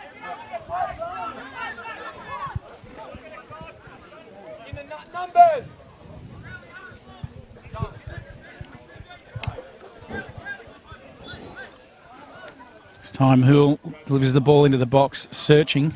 Swancott got up high with the punch, fell for Cal Bradbury. And he's got his side a corner. Remembering, he scored 6 in his last 7 against Lambton. A big reason why they've had such a strong record against the Jaffas. Magic haven't lost to them since 2015. That was in round 14. It's been 7 matches. Corner to the back post. Sutton was waiting there. Another corner going the way of the visiting Broadmeadow Magic. This time Oxborough to attend. Desperation for Magic here, just in the dying moments. Well, on his preferred side, bends it in. Pinball in the box. And Paul Bitts is rushing up to ensure this doesn't cross the sideline. Broadly. No one around him. He's absolutely fired that pass that's come off the head of Anthony Wood. Deflected to Messenger. And now Braden Crowley. Does he have the pace? He does have the pace. One-on-one with Bitts. There's a dozen goals for the season. And there's 3 points for the Lambton Jaffas, which will feel like gold. Goal scored by number 14, Braden Crowley for Lambton Jaffas, makes the score. So he goes to the top in the race for the Golden Boot alongside Ollie Smith. He'll also go into the book. Well, Bart, you said, has he got the pace? The pace he has got, and not only has he got the pace, he's got the finish. Bitts advancing, got himself in a great position, but Crowley made absolutely no mistake. And he's elated with that finish, right at the dying end of the game to finish Magic off. So no league wins for Lambton here at Arthur Eden against Broadmeadow, and that's going to change this afternoon, provided we don't see something really special from Broadmeadow. Cal Bradbury, they really need to score now. He's felled, and they're going to have to take this free kick quickly. Set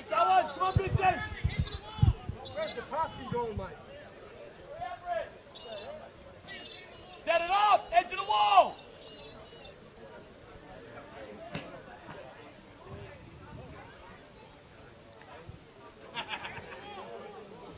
So Oxborough, this is the issue, needs to take his time and get himself set, but also time is of the essence.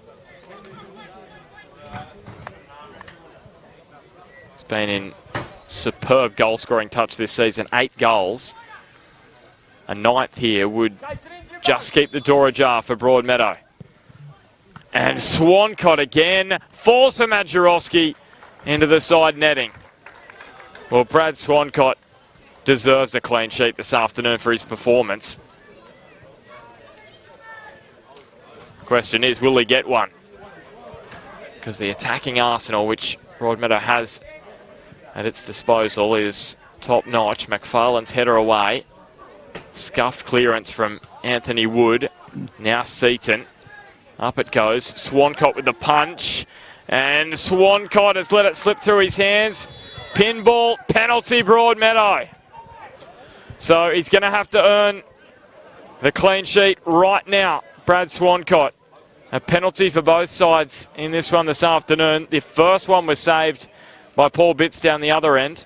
Good Swancott. Do similar now.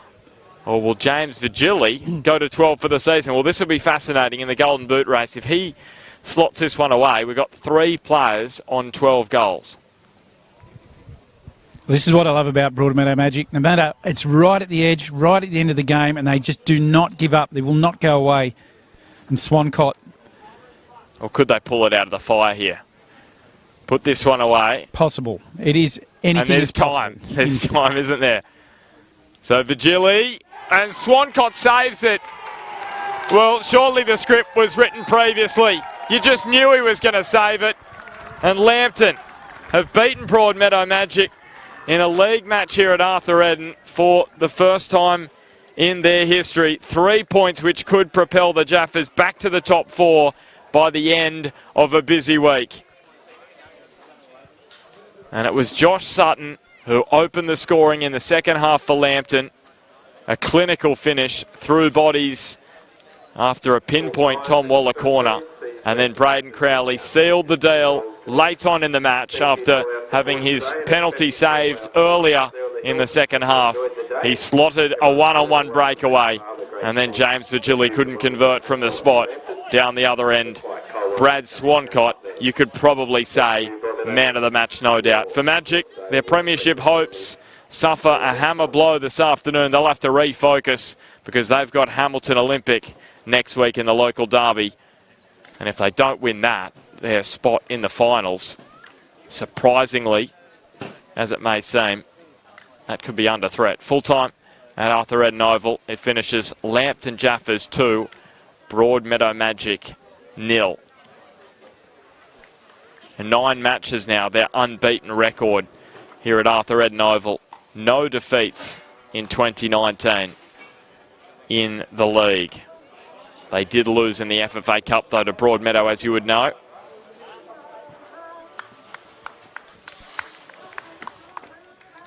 And we're going to try and grab someone to have a chat. Chris Turner is trying to grab someone. He's all out on his own at the moment. He's been left alone. We might go downstairs and have a chat to UCT. What's happened here? Have they left you alone? No, I'll tell you exactly what's happening. You might be able to see down in the far end. They're going straight down there. They've put a priority, and so they should, to thank their crowd and the Lambton faithful.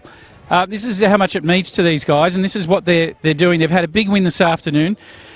Swancott is just the 40-year-old. They've got a couple of stretches to do. They're taking this absolutely seriously, Bart, the back end of the season, as you would expect. But this one obviously means so much. So we might just hang on just for a moment.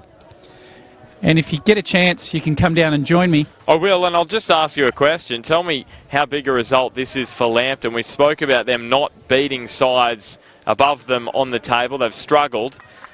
This afternoon, that's a really big one. They'd only previously beaten Western. That's the only side above them they'd beaten. Now they've beaten Broadmeadow Magic. Yeah, absolutely it is. And this, for the run to the semi-finals, a big result for them. So we're just going to see if we can get a hold of either Sutton, Crowley or Swancott.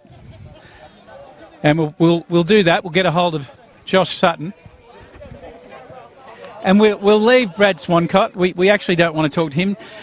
Josh, congratulations on a win, mate. Now, this one here is a big result for you guys. You're obviously very, very happy.